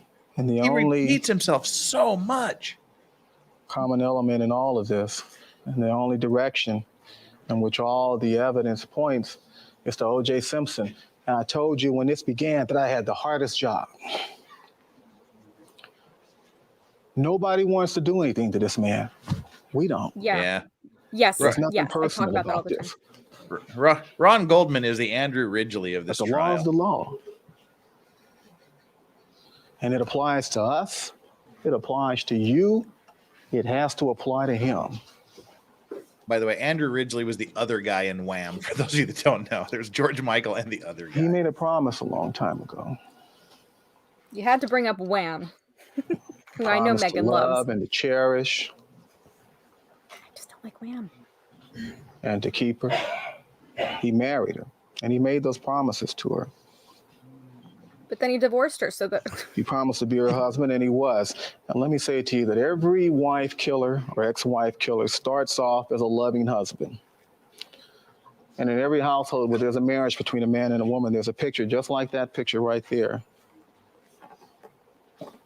such a weird thing to say. There's so many weird A things. picture just like that on every mantle, in every home where the husband killed the wife.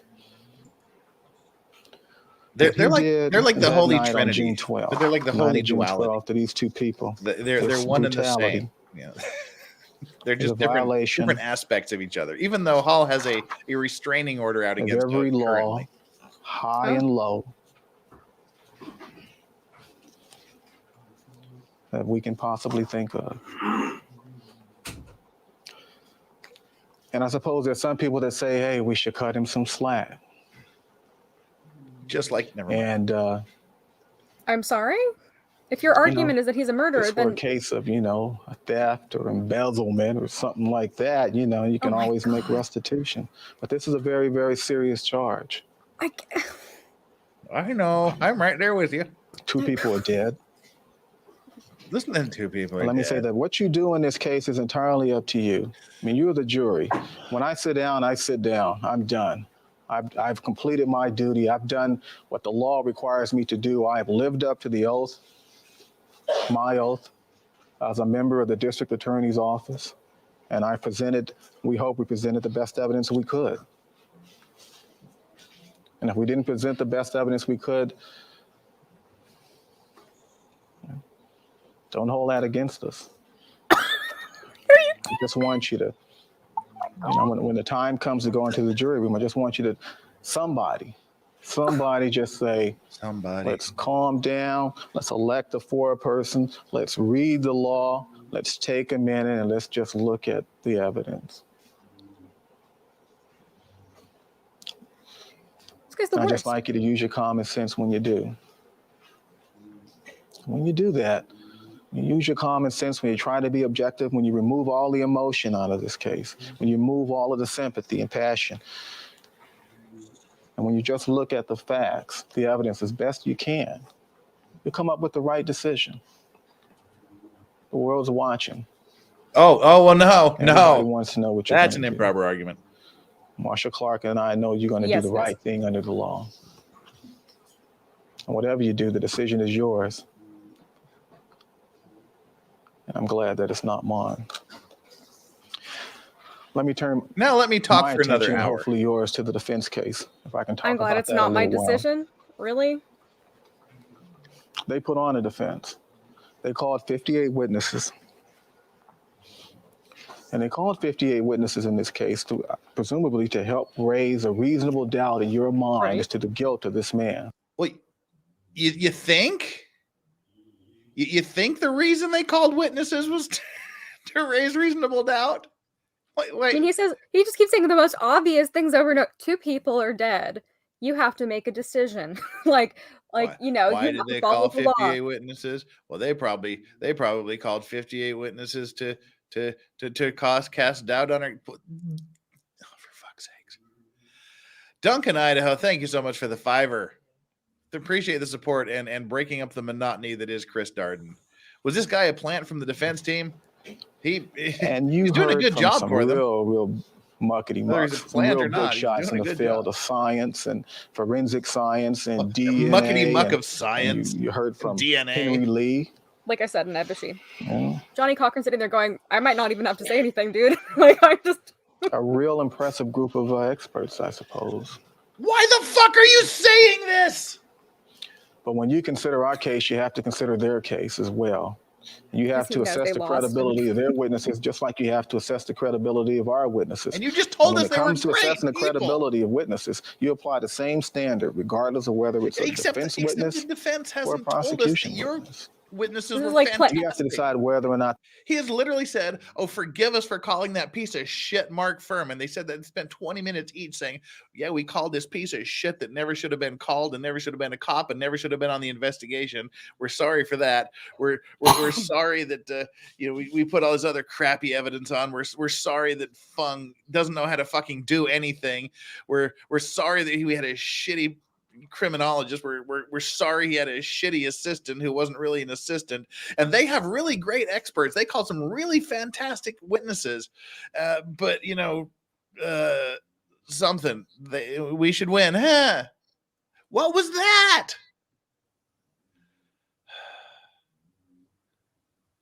That expert testimony is worth anything or what it's worth. I hope that when you do that, I hope you keep in mind that people made a lot of money testifying in this case. Oh, for fuck's sakes.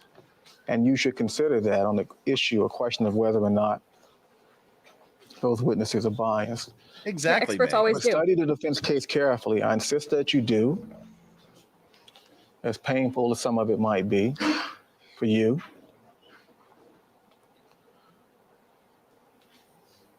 But consider this.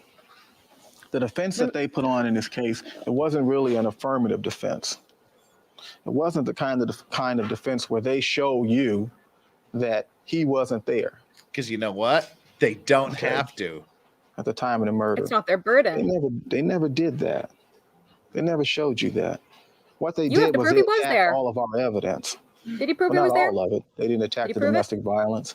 There are lots of things that they attacked initially.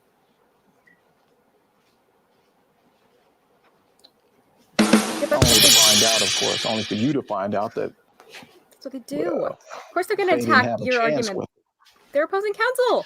What you really wanted to know in that defense case, and I can't talk to you directly, but I'm going to assume you're reasonable people. You have common sense, good common sense. You're all successful at life. What you really wanted to know, correct? Maybe I'm wrong, but what you really wanted to know was where was he at the time of the murders, right? Where was that Bronco? No, Megan Fox, he did not lose his place. He hasn't had a fucking place. Was not at the last Bundy. 4 hours. Could not have been at Bundy. That would have been very helpful to you. Would that not have been impressive to you? Isn't that the kind of evidence you want to hear, that you want to see? Credible, reliable evidence on that issue. That's the kind of evidence that raises a reasonable doubt. They didn't do that. They didn't put on that kind of evidence because they couldn't put on that kind of evidence. That wasn't their. That was your evidence to put on. You didn't put on that evidence. We don't know where you didn't show he was there. Was at 10:15. What? It was at Bundy. What is happening? And I just love how the defense isn't objecting. They're just letting him just ramble.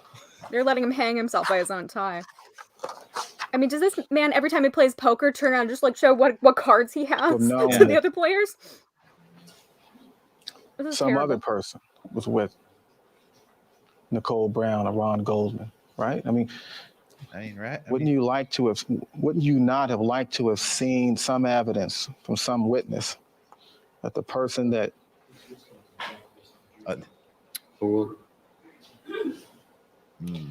that killed these two people was someone other than the defendant? When Mr. Cochran spoke to you during his opening statement, he talked to you about witnesses that he intended to call on. He gave you the names of those witnesses. Clever. And he told you what they were going to say. And we did the same thing. I did the same thing. On domestic violence, I told you I was going to call a few other people. I didn't. I think you got the point. And I can't keep you here forever. Apparently, this sequestration thing is a real drag, right? And you'd like to end this experience, and I can understand and so that. They don't have but the he promised to present to you the testimony of some witnesses who, had they testified, could have perhaps raised a reasonable doubt in this case. So where are those people? Who are those people? Well, one of those people he mentioned was a woman named Rosa Lopez.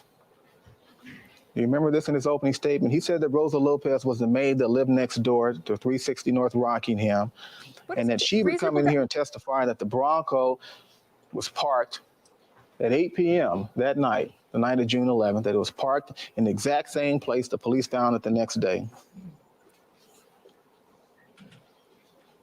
So frustrating. And that it was parked in the exact same manner. Tail sticking out. Remember that? He said he was going to present that testimony to you. He was going to call this witness. Well, where is she? Where was she? You would have liked to have heard that testimony, wouldn't you? He didn't call her. Oh my God. He told you about a woman named Marianne Gerches. And he told you that she would testify that she was out on Bundy Avenue and that she saw 4 men running, 2 Hispanic men, 2 white men, and that a couple of the men wore knit caps. We have a knit cap at the scene, at the death scene. And that this happened at about 10:45. That's what the defense told you they would do. They told you they would call Mary Ann Gerches. Is he really pointing? Yes. You probably, you may not remember all the names, but I'm sure you remember them when you heard this, that, wow, the defense is going to call these people? Whoa, this is going to be some dogfight. I mean, these people are going to come in here and they're going to lay an alibi. Rosa Lopez is going to give an alibi for him by showing that the Bronco had been there all night. Marianne Gerches was going to come in and testify that, hey, there were other persons, other men apparently running from the area near 875 South Bundy. A few of them wearing ski caps, consistent with perhaps the real killer, a killer other than this man here. Did they call Marianne Gerches? What happened to her? Where's that testimony? They didn't You'd need want it. to hear that, wouldn't you? Dude. And right after they talked about Gerches, they talked about a man named Tom Lang, who was supposedly down the street on Bundy, who also saw somebody. I'm so confused. They told you that Tom Lang saw Nicole Brown standing on the street at Bundy, embracing someone.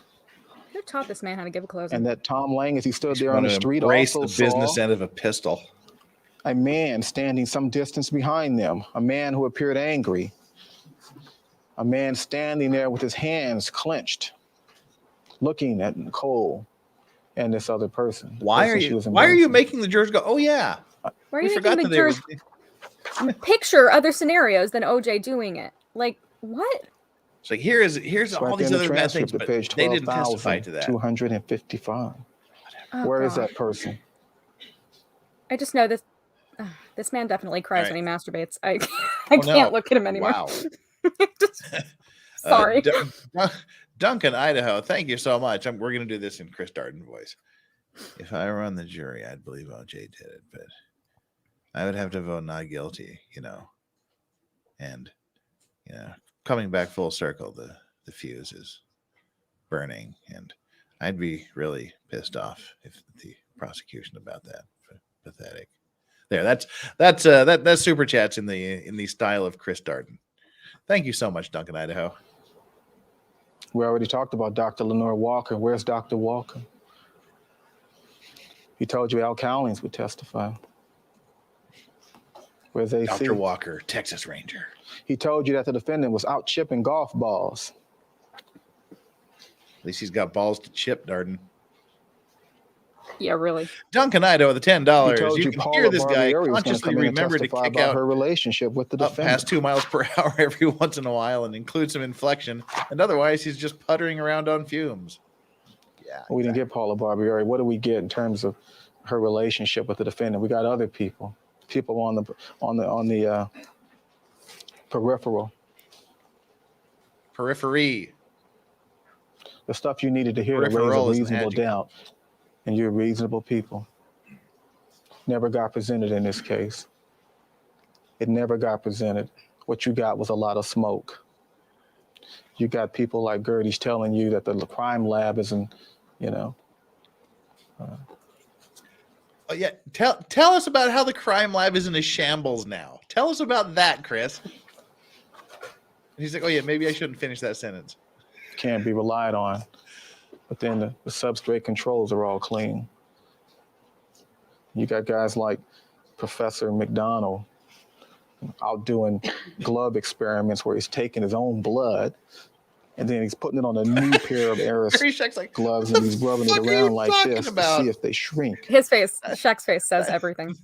That's a confused man right there. That's a what on earth is going on expression.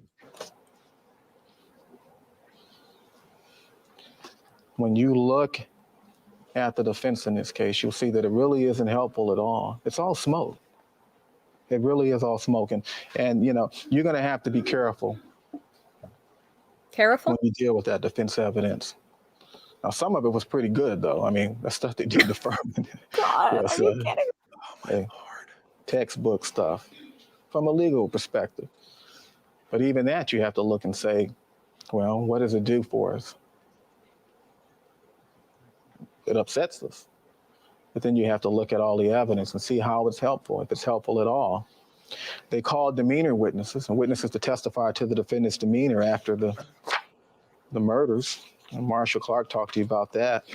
You know, murderers don't walk around with neon signs saying, I just killed somebody. Well, that people would do certainly be things, helpful. commit crimes like this one, especially a rage killing like this one.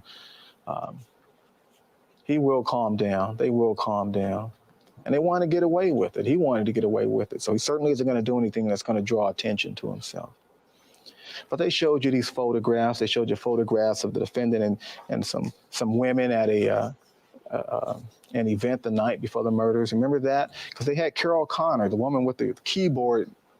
Carol O'Connor, vest, come in and testify about the event the night before. Remember, she told you that she witnessed an exquisite romantic moment between the defendant and Paula Barbieri. Well, what does that do for you? How does that help you resolve this case? Doesn't help at all, especially when you consider the fact that he and Paula had a disagreement, for lack of a better term, over his refusal to let her go to the recital the next day. But beyond that, it's a picture. He is at this big fancy event and somebody says, will you please pose with us for a picture? Well, when somebody takes your picture, what's the first thing they say? Cheese. What point is it? What good is it? What value is it in a picture like that when somebody's posing for you? And even in that video after the recital, he sees the video camera, he looks right toward it. Posed for pictures are worthless. And they call that guy McKay. Remember Mr. McKay who worked for the AARP? Was it the AARP? Or the American Association of Psychologists or something like that in Chicago? How the fuck is the AARP, the American Association of Psychiatrists? He's lost it. So something in this trial fried his brain. What? Like AARP, NAACP, the DEA, whatever one of the psychiatrist guys belong to. Oh, no. He's tired and he wants to go home. And everybody wants to go home, Chris. But you're making seriously, just get to the point. Somebody needs to play the Oscars music and play him off, because this is too much, man. And he's done this through again, this is why we for the last 56 weeks, we've done this. So that you can see how it's possible, because that was everybody, OJ did it, we know OJ did it. Yeah, the stupid fucking jury, they can't do anything right. We've shown you for 56 weeks how it's possible for the jury to come back and go, yeah, no, we weren't convinced. NAMBLA, wow. This is how you put reasonable doubt into the minds of jurors. We saw how F. Lee Bailey did it. We saw how Barry Scheck did it for weeks and weeks and weeks and months.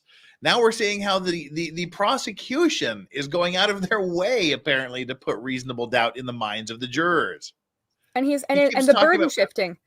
The burden shifting is incredible. He's, and the way that he's like, and some of their evidence was pretty good. I'm like, dude, you don't say that out loud. Like, you're not supposed to.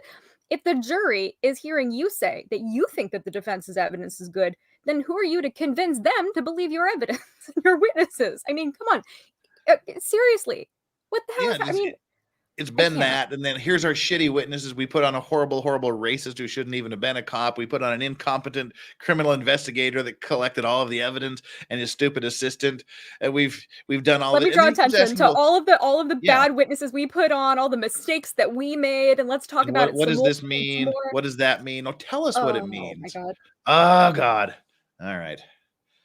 I just needed a couple of second breather there. Sorry. And there was a I get you. event, and the defendant came to the event as the spokesperson for Hertz. And Mr. McKay and the defendant and two other gentlemen took a picture together. They're posing for a picture.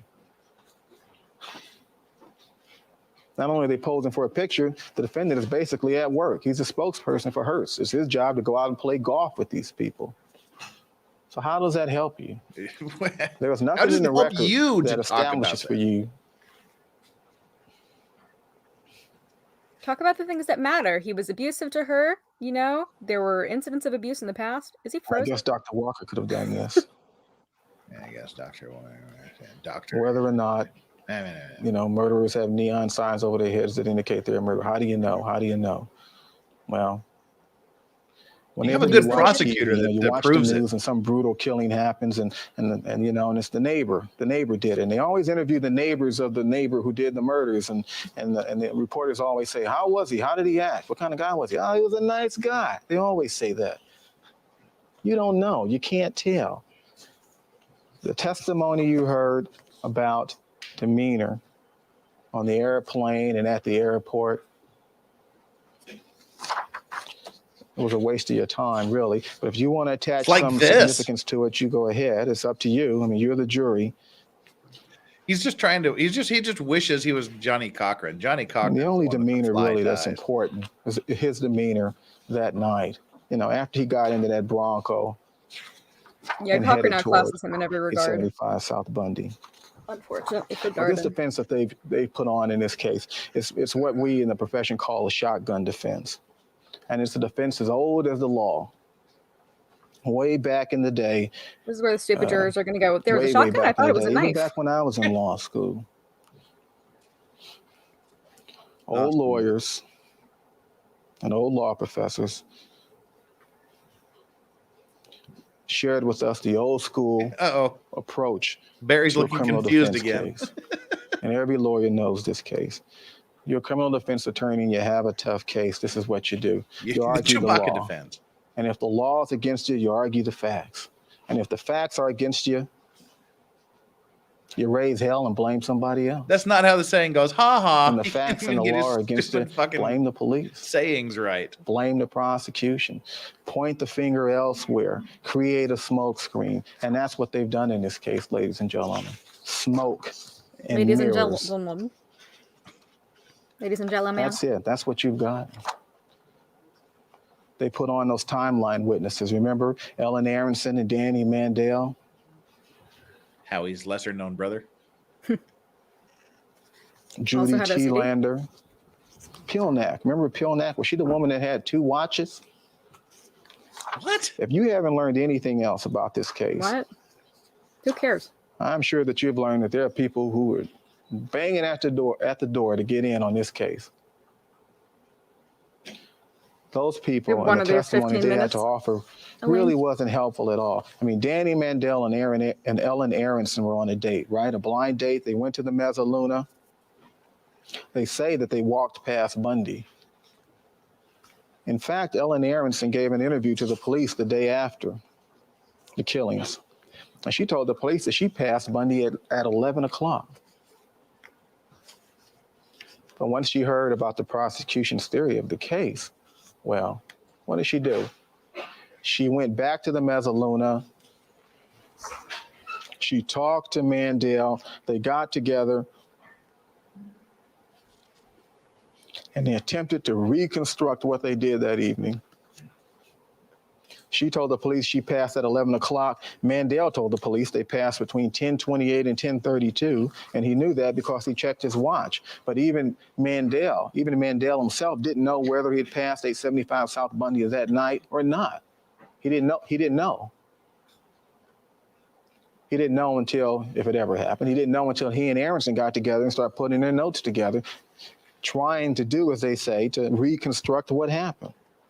His time in passage at 875 South Bundy contradicts her time.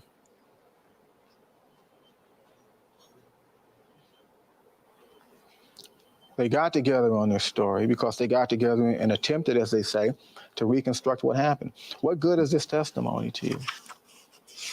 What good is your closing arguments? And Jesus. if they want to say they passed at 10:28 and there were no dead bodies out there, well, fine. I don't know how they can say that. What do you mean, They're on well, a date. fine? They're looking at each other. That pathway is pitch dark, and we know that. We know that. Because when the bodies were discovered, the police were called, and Risky said he couldn't even see any bodies up that pathway. When he first arrived and got out of his car, he had to walk all the way up the pathway and use a flashlight. The only reason anybody found the bodies was because of Cato. Not Cato the human, Cato the dog. So how much attention were they paying to that particular pathway? There are lots of pathways leading to lots of condominiums on Bundy Drive. I can't. That testimony isn't helpful to you at all, but hey, do with it whatever you like. Then they called Francesca Don't Harmon. say Remember do her? with it whatever you like. Say ignore She it. testified that at 10:20, she Or was don't say in the driving first west on place. Dorothy. Okay, she's driving west on Dorothy, which is just south of Bundy. She got to Bundy and she made a right-hand turn. She didn't see any Nicole bodies. Brown Simpson's dog was also named Cato. Then I asked her some questions. I said, well, when you made that right-hand turn at Bundy, did your headlights hit 875 South Bundy? I mean, did they sweep across the front of the condominium? What was her answer? No. I asked her, did your lights hit the gate at 875 South Bundy? She said no. And so I asked her this, well, did you tell the defense that your lights didn't hit the gate at 875 South Bundy? And what was her response? I didn't have to. They were in the car with me. They took her out on a test drive to have her show them the route she took that night. It was clearly apparent that she right there. could not have seen That's what was the in tie front of that Darden 875 wished he South Bundy had. because her lights never hit the front of the The hair he location. wished he had. And they called her to He testify. wished he was anyway. that black.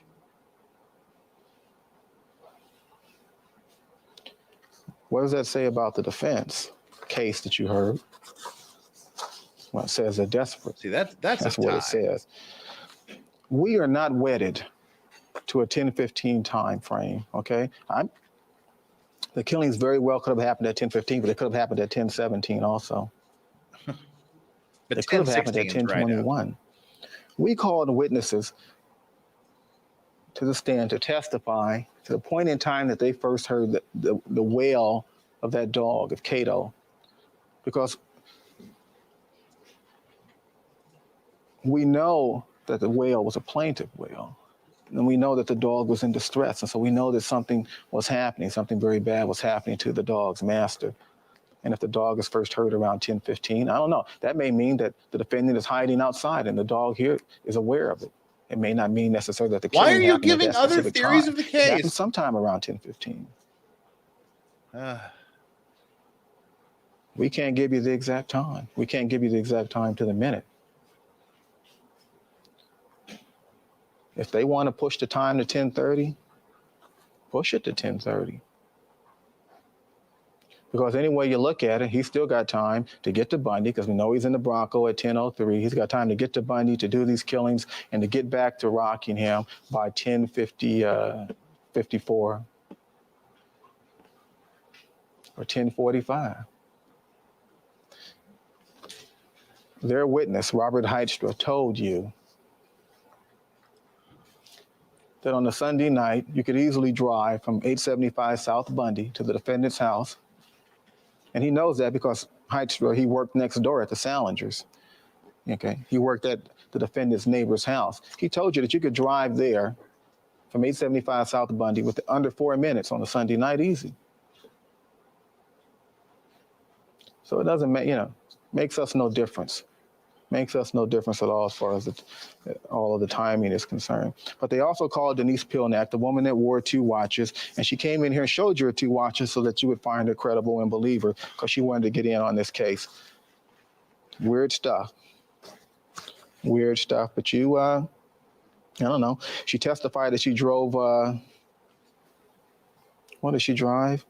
No, she came home with Judy T. Lander. God, can he and, remember anything? She made some phone calls, and she kicked T. Lander out of her house at a certain time and all of this. And how does she, on all of that, how does she know that? Well, where's Chris Darden right now? 6 months after the murders, she put together this timeline. He is running for LA County Superior Court judge. 6 months later. The election is so how was that helpful? And then there's T. Lander, and she's describing her drive up Bundy or around or near Bundy. And you know what's weird is that when you look at T. Lander's testimony, and you look at Harmon's testimony, and you look at Hydra's testimony, and you look at Pilneck's testimony, and you look at Aronson's testimony, and you look at Mandel's testimony, all of these defense witnesses, and what you see, what you come away with is this. These people are all at Bundy at the same time, basically. If you believe them, they are all basically running for Superior Court judge Bundy, in Los Angeles County at the intersection or within view of 875 South Bundy. They're all there in this small area, basically at the same time. But when you talk to them, when they testify, they all tell you they didn't see any cars. They didn't see any people walking. They didn't see each other. Mutually exclusive. They mutually exclude each other. All of that testimony is they contradict themselves. They contradict themselves. And I'm not here to say these people are lying or whatever. They may just be mistaken. I don't know. But you have to evaluate their testimony. And I just think it's important that you take note of that.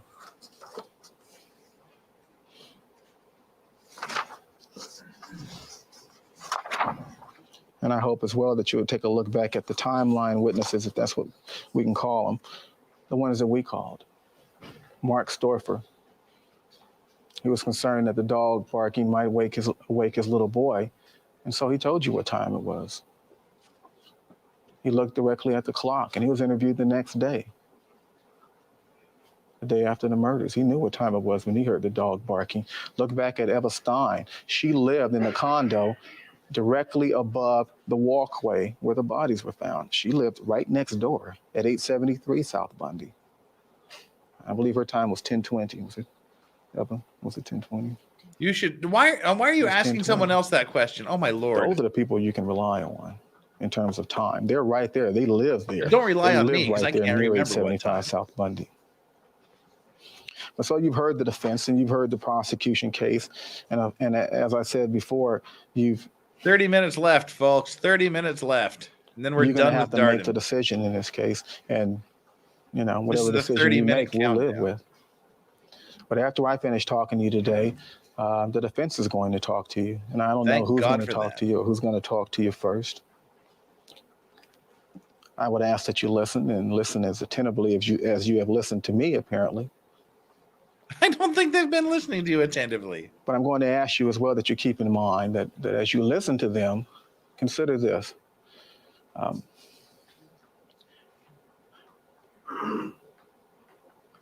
Hope, at least, that they can somehow extrapolate from all the evidence we've heard in this case where the defendant was at the time of the murders. If he ain't the murderer, where was he? And maybe they can tell you that based on the evidence in this case. And they put on a defense and bear in mind and insist, I think, if they can, explain to you what happened to OJ Simpson's Aris Light 70263 gloves. The gloves found at the murder scene, the same style of gloves purchased by Nicole, the same style of gloves you see him wearing in that January 6, 1992 game photo. Okay. Where are his gloves? They called 58 witnesses. They called the maid, Gigi Garain. They called Miss Arnell Simpson. If he never owned a pair of those gloves, I don't recall the defense asking him if he owned a pair of those gloves. I don't recall the defense asking the maid, the woman who kept the closet, who put things up, who did the laundry. I don't recall them asking her if he owned a pair of gloves like that. Like the ones we found at Bundy, like the one we found behind his house. And I don't recall them asking the maid, wait, the ones we found at Bundy, plural? This is stuff you want to know. One. Yeah, There was. Insist that the defense explain to you who kills two people wearing $200 leisure shoes? Apparently not If it OJ. ain't this man, if it isn't this defendant.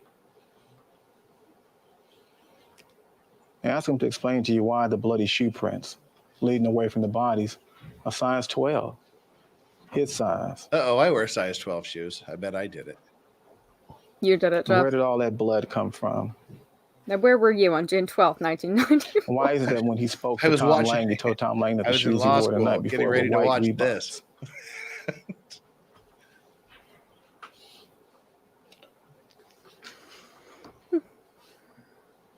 They put on a defense, and you would expect that if the man that Alan Park saw entering the defendant's house that night was not the defendant, you would expect them to have called that man to tell you that, hey, it was me.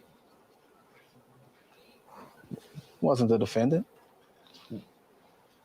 Huh?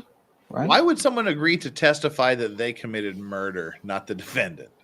When a different suspect has been fingered, why would you be like, And oh, if no, O.J. no, no, Simpson didn't not that guy. create or I cause those was the stumps on murderer. the wall behind Cato Kalin's house, then who did? This is the defendant's property. Don't ask And when us. You should Kalin be comes out telling with us his who did it. flashlight, and when he finally sees the defendant sure doesn't seem too concerned about those stumps on the wall. I mean, Cato's frightened enough to grab a flashlight. He's frightened enough to tell the woman he's talking to on the phone that, hey, if bet I'm not OJ back in didn't 10 hear it. minutes, call the police. Worry about me. A word to that effect. But when he tells the defendant about these stumps on the wall, he isn't too concerned about it. He has West Tech security. We know that because the police talked to West Tech before they entered his house. Did the defendant call the police to say, hey, I may have a prowler on my property?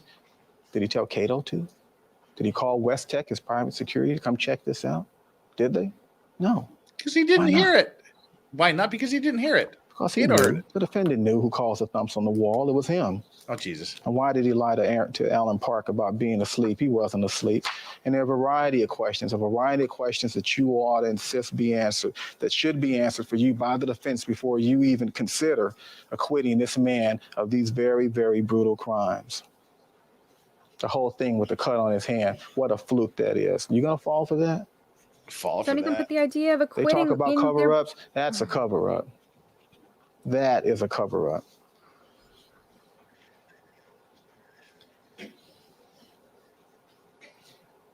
Ask him to explain to you how it is, if there were two killers, how the other one got out of that bloody crime scene without leaving any evidence of his presence. A major, major question in all of this is what happened to that little black bag? Remember the bag on the driveway, at the driveway? The one that Cato offered to go get that night just before the defendant left for the airport? The defendant said, I'll get it.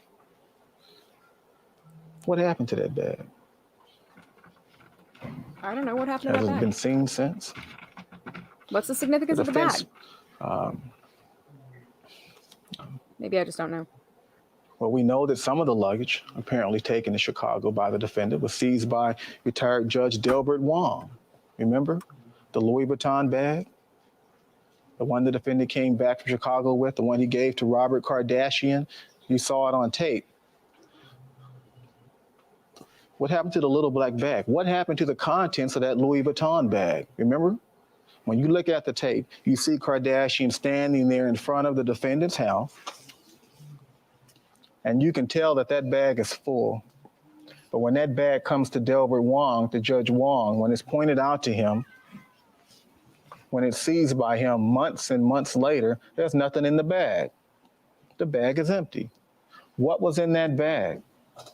What's in the bag? What's in the bag? Again, everyone, make sure you hold this man responsible for at least 2 of the 3 Kardashians.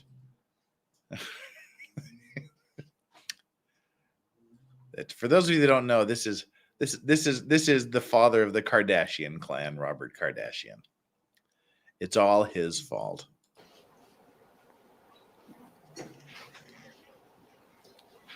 Ask him to explain to you why it is that if he didn't do it, why then is there a ton of evidence pointing to him and only to him? and ask them to explain to you, hey, if this is a rush to judgment, why then did the police go out to that house 8 times prior to 1989? Why didn't they ever arrest them? And if this is a rush to judgment, why did the police stand out in front of the house, in front of 875 South Bundy that night for a couple of hours doing nothing, as the defense has asserted, doing nothing but waiting for Van Adder Lane? That's a rush to judgment. This is no rush to judgment. Unfortunately, this is just how things go. Those cops got out there to conduct a murder investigation, and that investigation led them to Rockingham. They followed the blood trail. Using your common sense, and when you evaluate all the evidence, you should do the same thing. Take a look at the crime scene and follow that blood trail. Because when you do, you're going to follow it right into his house, into his yard, into his bathroom, into his bedroom, right into his lap. And that blood trail went nowhere else. It didn't go anywhere else, and it didn't go to any other person.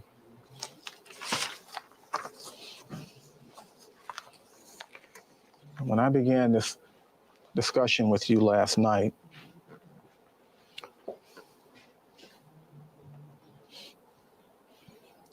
I talked to you about justice and what justice really means in this case. And 20 minutes. It just means doing the right thing under the law. Well, okay, in fairness, actually there's less than 20 minutes because there's a couple of other things that happen after he finishes. So we're coming to the end here. Law. I mean, basically that's all it means. Following his instructions. Just do what he tells you to do, the way he tells you to do it, and you'll be fine. And I've spent hours talking to you, and I've talked to you about the explosion, about that fuse, how the fuse gets shorter. Oh, shit. I did not mean to do that. Holy crap. I'm a horrible person. Sorry. I clicked there's like a giant bar, and I just have to not click on the giant bar, but I clicked on it. All right, hang on. And from inside that burning house, you can hear the wail of a baby, a baby's cry, a baby. And what I was going to say was, the funny thing is about all that burning fuse thing, I don't think he ever said the bomb went off and he exploded and murdered her. He just kept talking about the fuse that's burning. It's almost, it's burning. It's still burning. It's forever burning. The fuse is growing shorter. It's growing shorter. He never gave us the payoff. He never gave us the boom. Fear, a baby about to lose its life. And you can hear that baby screaming. You can hear that wail. Now that baby's justice. This is baby justice. Now usually justice is fuck are you talking a strong about? Woman. But in this case, justice is just a baby. And you hear that baby and you hear that wail and you see the smoke, you see the defense. There's all the smoke in front of you. And you feel a sense. You have a sense of justice. And you have a sense of what the law requires. And you have a strong commitment to justice and to the law. And you want to do the right thing. Well, justice is about to perish. Justice is about to be lost. Baby justice is about to be lost. And so you start to wade through that smoke, trying to get to that baby. You've got to save that baby. You have to save baby justice. And if you happen to run into some smoke, find your way through the smoke. And if you happen to run into a couple of defense attorneys along the way, just ask them to politely step aside and let you find your way through the smoke, because the smoke isn't over, okay? The smoke's about to get heavier because they're about to talk to you. Oh my God, this is the worst thing I've ever heard in my life. And that's probably what it's probably what he's saying to Cochran right now too. Wade through the evidence. Probably what Barry's telling you. He's like, have you ever heard something this bad? Do the right thing. It has been an honor to appear before you, and we will wait for your verdict. Thank you, Mr. Darden. Well, wasn't that the most powerful closing argument you've ever heard in your entire life?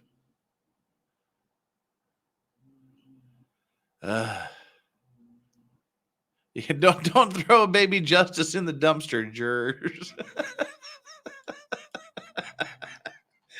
Seriously, we don't need. We already have dumpster Jesus. We don't need dumpster justice too. No. Oh wait, Duncan, Idaho with the $2. LA deserves this man as a judge. And also Duncan, Idaho. OJ's son took custody of Cato the Akita and renamed him Satchmo. If anyone was curious about what happened to the doggo, also apparently wrote a book. Well, that's an amazing dog that can write a book. Thank you, Duncan, Idaho. Appreciate it. Oh, dear. All right, let me see counsel without the court report, please. All right, ladies and gentlemen, that concludes the prosecution's opening argument to you. What is next is Closing the defense argument. Closing. And what I'm going to do at this time is take an early break as far as you're concerned. As with when the prosecution argument started, you notice that they used some demonstrative boards for you that were not actually in evidence. And what I need to do now is to preview the ones that the defense is going to use to see if they're appropriate and acceptable for use during the course of the argument. So that's what we'll be doing here in the courtroom for the next probably take us about a half hour or so to do that. So I'm going to let you go early for lunch. However, while you were up there at lunch, I'm going to ask that the bailiffs pass out to you a one-page questionnaire. And I have some questions that I wanted to ask of you about the deliberations. And you'll notice that we have a new table in the jury room today because we're getting down to the point where we're actually going to start the deliberations shortly in this case. My guess is the way that we're going with the arguments, that they're going a little faster than I had anticipated. And my hope is that you'll actually have the case in your hands and starting deliberations on Monday. That's my hope and expectation. In any event, I'm going to ask you about what your desires are as far as the hours and days of deliberation. They only need a few hours. 9 to 5 day. Do you want to work an evening session? They only need 4 hours, Your Honor. Don't worry about it. Say put in a half day or a full day on Saturday. If so, you'll have to, all the deliberations, by the way, have to be done here in the courthouse and in the jury room. But those are questions that I need to ask of you to see what your feelings are, because obviously you're the ones who are doing the work in this case.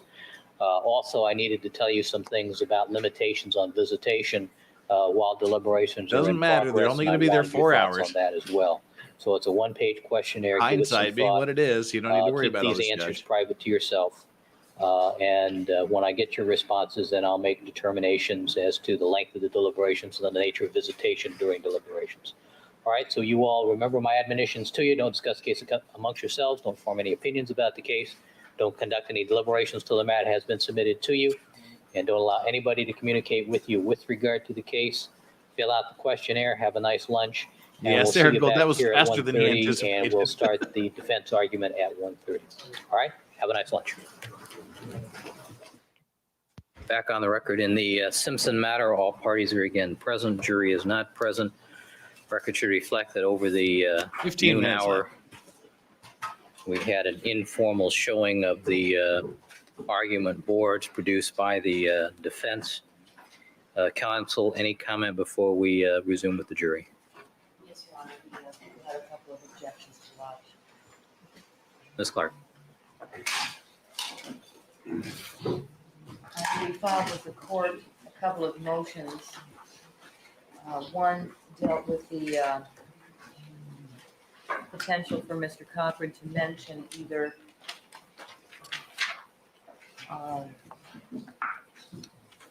Detective Furman's invocation, the other, and with the potential for referral to matters contained on the tapes that were deemed inadmissible by this court. And we have proposed a remedy.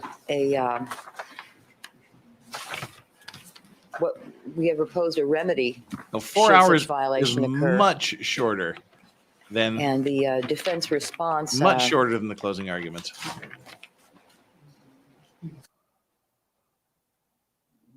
The sound of silence. Doesn't appear to be very responsive to the people's motion.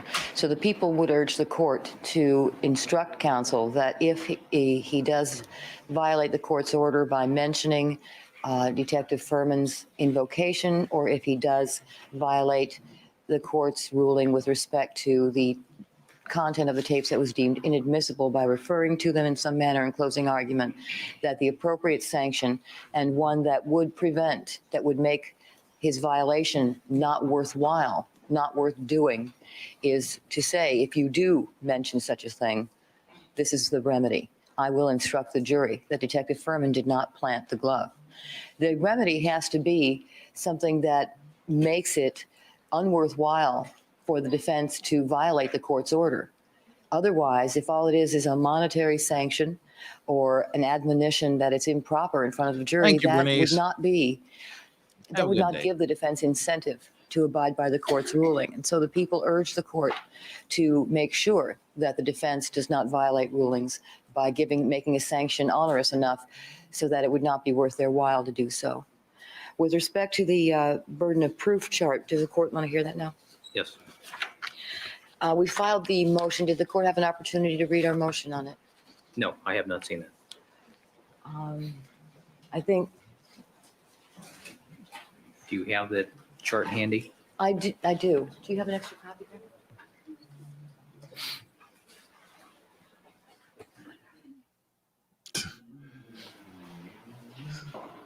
Did Mr. Robertson give it to you? Yes. Okay.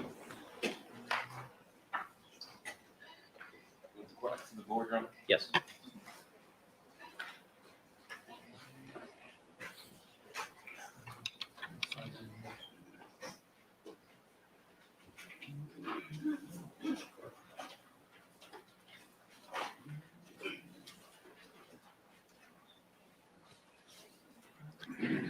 Judges viewing the burden of proof chart that they want to The problem use with this on board is that it's their- extremely misleading, and it's going to confuse and mislead the jury on a matter of law. And it's one thing to draw reasonable inferences from the record and from testimony to say, we've heard this, therefore that. But there is no misinterpretation of the law that is permitted. And counsel, although counsel can ask the jury to draw unreasonable inferences from the record, and that is what he will do, I do not think there's any authority permitting counsel to ask the jury to misinterpret the law, which is what this invites them to do. By creating the impression that the burden of proof is so overwhelming, it would be unbelievable that we could get a conviction in any case if it were as stated on this chart. It's misleading in 5 ways. First of all, it contains phrases, several of them, that supposedly describe thresholds of evidence that don't exist and have never been a part of the definition of reasonable doubt. It contains the phrases highly unlikely, less than likely, probably not, unlikely, and a variety of others, as the court has seen. All of these are used to describe thresholds of evidence that fall into the category of not guilty according to the chart, but none of them find their way into the Penal Code Section 1096 definition of reasonable doubt. So it's misleading in that respect. Secondly, it's misleading because it contains terms in the not guilty range that are consistent with guilty.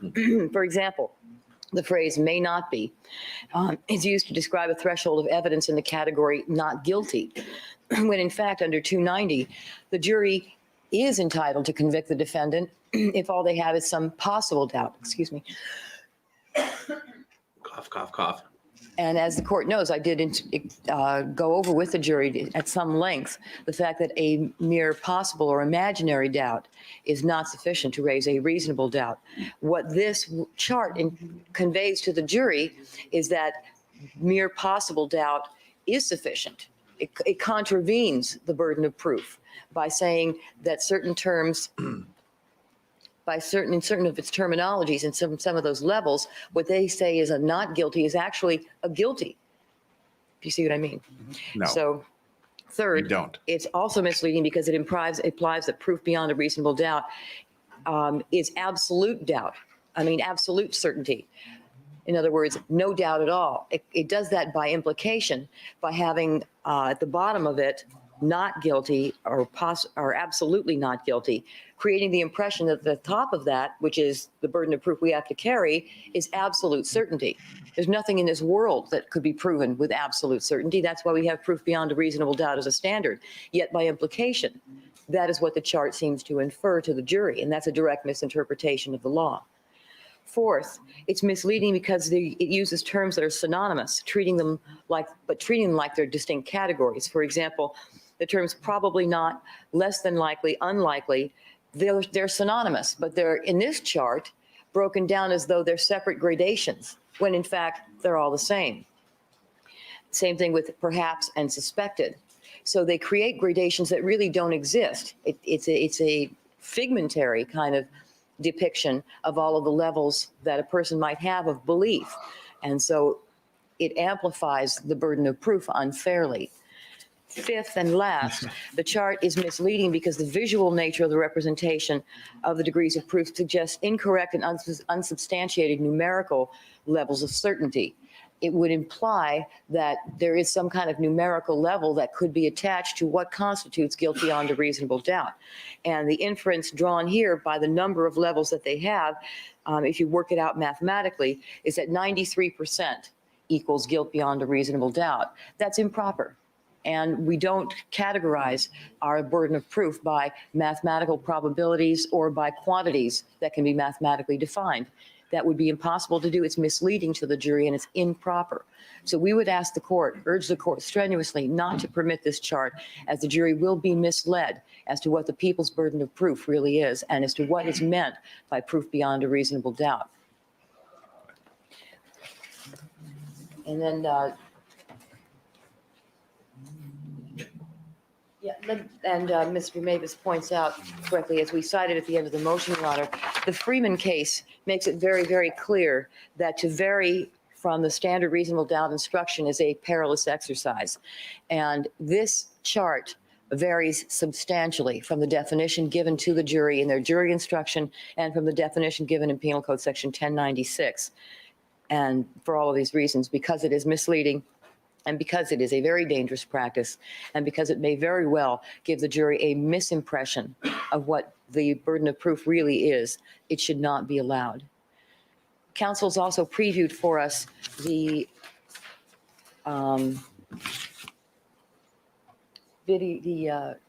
laser shows they intend to play. What counsel has attempted to do is subvert the court's ruling concerning the video clips by using stills from videotape. And I thought the court said we couldn't do that. And yet that's what they've done. So instead of playing the moving picture, they took the video clip and just used a still from that. My recollection, though, is that the prosecution array that was displayed to us also included static photos of persons while testifying. Well, I thought that we were precluded from using them. Not the static photos, no. Oh, I didn't know that. The actual use of the videotapes. But if you want to say this is so-and-so, this is what the person, this is who it is, this is what they testified to, that's permissible. Oh, this chart will destroy our case. Right. Never mind. Okay. With respect to Never mind. there's one other thing, Your Honor. They showed stills of the glove demonstration with Mr. Simpson, a number of them, with him trying on the gloves in front of the jury. But there's a number of them, which is in effect using a video clip. Now, if they want to use that, and if the court wants to permit them to use that, then we would ask the court, in fairness, to allow us to play the whole tape rather than You just don't those want to segments show being that shown by again. the defense. You don't want to show him trying to put on the gloves.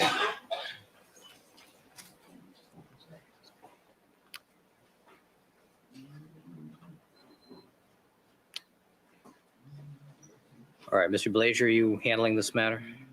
I am, Your Honor. Let me. All right, good afternoon. Good Pleasure afternoon. speeds. With respect to the, I guess it's a prophylactic instruction that they want in case we do something Condom wrong, instruction. then this is what our punishment's going to be. I've never heard of anything like that. We know what the rules are. We know what we can say and what we can't say. And I'm sure that if we say something we're not supposed to say, they'll jump up and they'll holler at us, and whatever will happen, will happen. I think it's absolutely ludicrous for us to sit here and debate whether we might do something wrong, and if we do, what should happen about it. So I think that's just a foolish motion. I quite agree frankly. with you. As to the charts, the burden of proof chart, I've probably used that chart in every trial I've done in the last 5 years. It's never been excluded. I've never been told by a court that I can't tell the jury what I think reasonable doubt is. They were allowed to tell the jury what they think reasonable doubt is. That's part of argument. That's what argument is for. The court reads the instruction. Those are the words of the instruction. We're entitled to say, this is how we think you should interpret that. There's nothing on there about percentages. I guess they went to so far as to count up the little boxes and add them all together and divide up and say that we were going to make some argument that 93% or 7%, I guess, is reasonable doubt. That's foolish. We're not going to offer any kind of a statement like that. The Freeman case talks about the court's instruction. For the last 5 years, I've also asked the court to give my own instructions on reasonable doubt, and I never get those. You always give 2.90. But I've never been precluded from saying, this is what we think reasonable doubt is. They're going to have another shot at the jury. They can get up and say, that's a lot of hooey. You shouldn't look at it that way. You should look at it this way. So I think there's nothing wrong with that chart. As to the video clips, if they want us to show the whole thing, we'll be happy to. The glove demo. If they want us to show the whole glove demo video, we'll be happy to. See, you don't want the jury to see that when we're again. talking about the glove demo, if both sides want to use that. It's not a matter that we want to use it. It's a matter that I don't think it should be allowed for either side. And what I was saying is that, they have some stills that they want to show, which are, of course, just the parts that are most favorable to them, but I think that it would be inappropriate for either side. We could have used it in our opening argument. That was the plan that we had until it was ruled that we couldn't. But the problem with the glove demonstration is that it's an active mobile thing. If you take still shots from that, it's very misleading to the jury, and it has penalized the people because we thought we couldn't use it. Well, my recollection is that the prosecution argued against the use of videotape because it's not the official record. That's right. Right. That's right.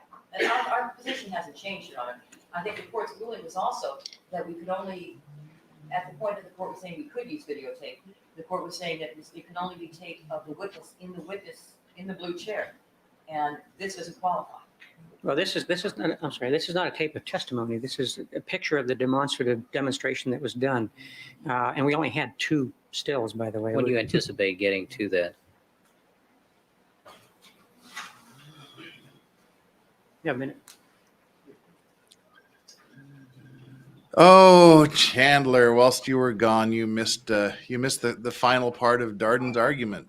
Oh, damn it. The house is on fire. It's filled with smoke, and you hear baby Justice screaming, and you have to crawl through the smoke. And if you happen to see a couple of defense lawyers in your way, you have to tell them to move so you can save baby Justice. Oh my God, that is so embarrassing. Wow.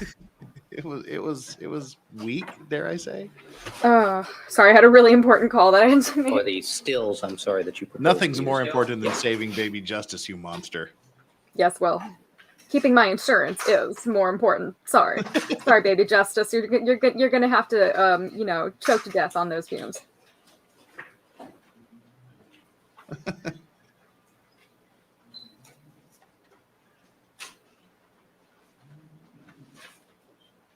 I'm so sad I missed that. No, I'm sad you missed it too, but it's not worth going back for. It was just dumber than hell. I mean, if it was as dumb as the rest of it, I think I can imagine it pretty well. But Lady in red. Submitted. Submitted. The only point I wanted to add, Your Honor, other than the fact that we would have used this ourselves in opening argument, is that if these photographs are misleading because they only show a portion of it, but in order to show all of it, either the clip should be shown or none of it should be shown, and I think that none of it should be shown. Counsel can argue it as we argued it, but I don't think that this is appropriate, certainly not the stills that they're using. All right.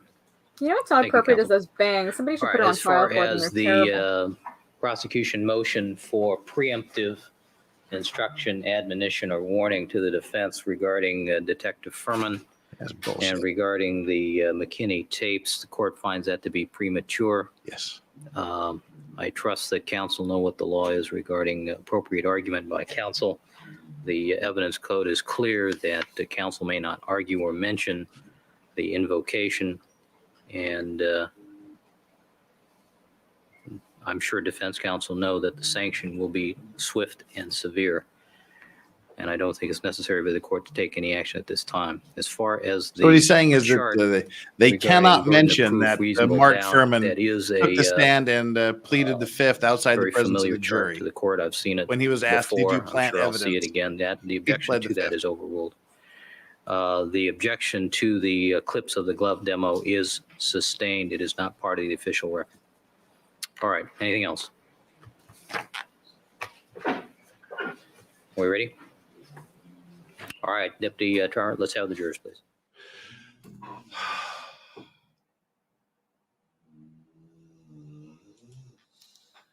Hi, Chandler.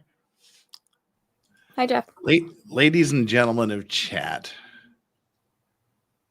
I promise you next week we will start with Johnny Cochran's closing arguments. Sounds great. And it's much better than what we've been listening to the last few weeks. I hope so. So yeah, that's I can make that promise to you that Johnny Cochran starts us off next week. We're done. The next time you have to hear from the prosecution is very briefly when they do their rebuttal argument. Oh my God, chat, that was a rough few weeks you guys sat through, and it's all my fault. Yeah, it is your fault. I'm a completionist guy. We started it. We're gonna grind through this until we finish.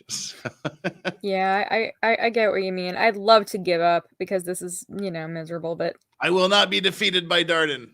I hear you. I do want to hear defense closing. I am looking forward to that. So that was bad though. Wow, that was really bad. Oh my God, I can't even.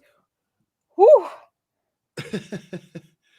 Well, we have 153 people here right now. What we're going to do is Chandler's going to tell you what she's got coming up, and then I'm going to tell you what I've got coming up because we have some really, really, really super cool stuff that you don't want to miss in tomorrow and over the weekend. I'm doing a stream. We'll talk about that in just a quick second. But first, we have to end our poll. For those of you that took the like and subscribe poll and didn't hear the answer at the beginning, how many weeks of OJ do you think we have? 2. 26% of you said 2. 17% of you said 4, 11% of you said 6, and 46% of you say 8 weeks left. 8 weeks left is the correct answer. It's going to take us 8 weeks to get through the defense's closing, the rebuttal, and the verdict reading. 8 more weeks, and then we're to 2 months. I promise you that we will be on to a new trial. It's going to be good. So let's end the poll there. Thank you for participating in that. Now, Chandler, what do you got coming up? Tomorrow, big show. Well, tomorrow, so I will be on Late Back News, and then right after that, I'm going to be doing my own stream on my own channel. I'm going to have Allison of Honey Badger Radio on. She is a well-known men's rights activist, and we are going to be talking about the prevalence of female predators. It's a really interesting topic. I've done some, significant research for it. You guys are going to enjoy it. Don't miss it. And then on Saturday, I'm going to be on Potentially Criminal Sean's channel. He's going to be doing something exciting, and that'll be a lot of fun. So yeah, check me out there. And where can we find you on your channel? Where do we go? How do we get there? Tell us, Chandler. That's a very good question. You can find me at Remy, REMY_legal. Go and subscribe to me if you haven't already. I have a lot of great new content coming. I'm going to be streaming every week, at least once a week, on Fridays and some other days. This week, just one stream, but I'm going to pick up the pace and maybe do 2 streams next week. So I will be doing my new series, Wicked Women, and that is what I'm starting tomorrow. So look forward to that. It's going to be fun. All right. Well, for me, tomorrow we're going to be covering the Maya Kowalski questioning of juror number 1. We'll go over that. A little bit late on that, but we had OJ. We certainly couldn't set aside OJ for something like that. So we'll be doing that. We'll be reading maybe a couple of other motions in that trial that a couple of affidavits that Shapiro submitted that are kind of ridiculous just for giggle's sake. We'll be doing an unboxing because we got the box from the States. Everybody that sent stuff to the P.O. box in the States, it has arrived. The first thing we looked at today was Brucey the One-Eyed Wonder Dog from Steve Gosney. Thank you so much, Steve. we got that book, and we'll be looking at the rest of the presents. We'll be opening up those tomorrow. So thank you very much for that. But the one thing you are definitely not going to want to miss, Saturday night, 7 p.m. Saturday night, 7 p.m. Eastern. I will be having a very, very special guest. Very, very special guest will be coming in. A very, very dear friend of mine who is a whiskey aficionado, a bourbon expert. She's written for many, many whiskey magazines and publications over a space of many, many years. Abby Abroad is her name. She's popping into town here. We're hanging out for a couple of days. So I've said that you just absolutely, because people, you've all been asking for the whiskey stream. I've been promising a whiskey stream. And now that I have someone who will be joining me here, sitting here next to me, so we can make it a little bit more fun, Abby and I will be talking about what is whiskey, how it's made, what are the different types of whiskey, and how do you go about tasting whiskey to actually enjoy it? And if you want to play around at home, if you want to play along at home and you happen to have access to a bottle of Elijah Craig small batch, we'll be imbibing this particular bottle during the whiskey stream. So it'll be 7 p.m. Eastern on Saturday. Do not miss that. Abby Abroad she has a channel here that she's going to hopefully be restarting soon. I'm trying to talk her into restarting her Abby Abroad channel. But yes, she will be joining me here. We'll be talking about whiskey, be having a little bit of a drink and teaching you how to enjoy it. So there you go. That'll be something you don't want to miss. And Monday I will probably not be here. Monday night I will probably not be here. We'll just have to play that one by ear. So that's what we've got coming up. Don't miss any of it, and don't miss Chandler. Don't miss Chandler's show tomorrow. Don't miss her on Laid Back News on Eric Hunley's channel. So there you go. That's what we got doing. Mods, thank you for being here. Thank you so much. Always appreciated. Chat, you are the best chat, especially those of you that hang around for OJ. Those of you that go through this torture with us every Thursday. It's almost over. Only 8 more weeks, and then we're going to be going on to a super cool case that you're definitely not going to ever want to miss a single episode of. Until tomorrow, hang tight, people.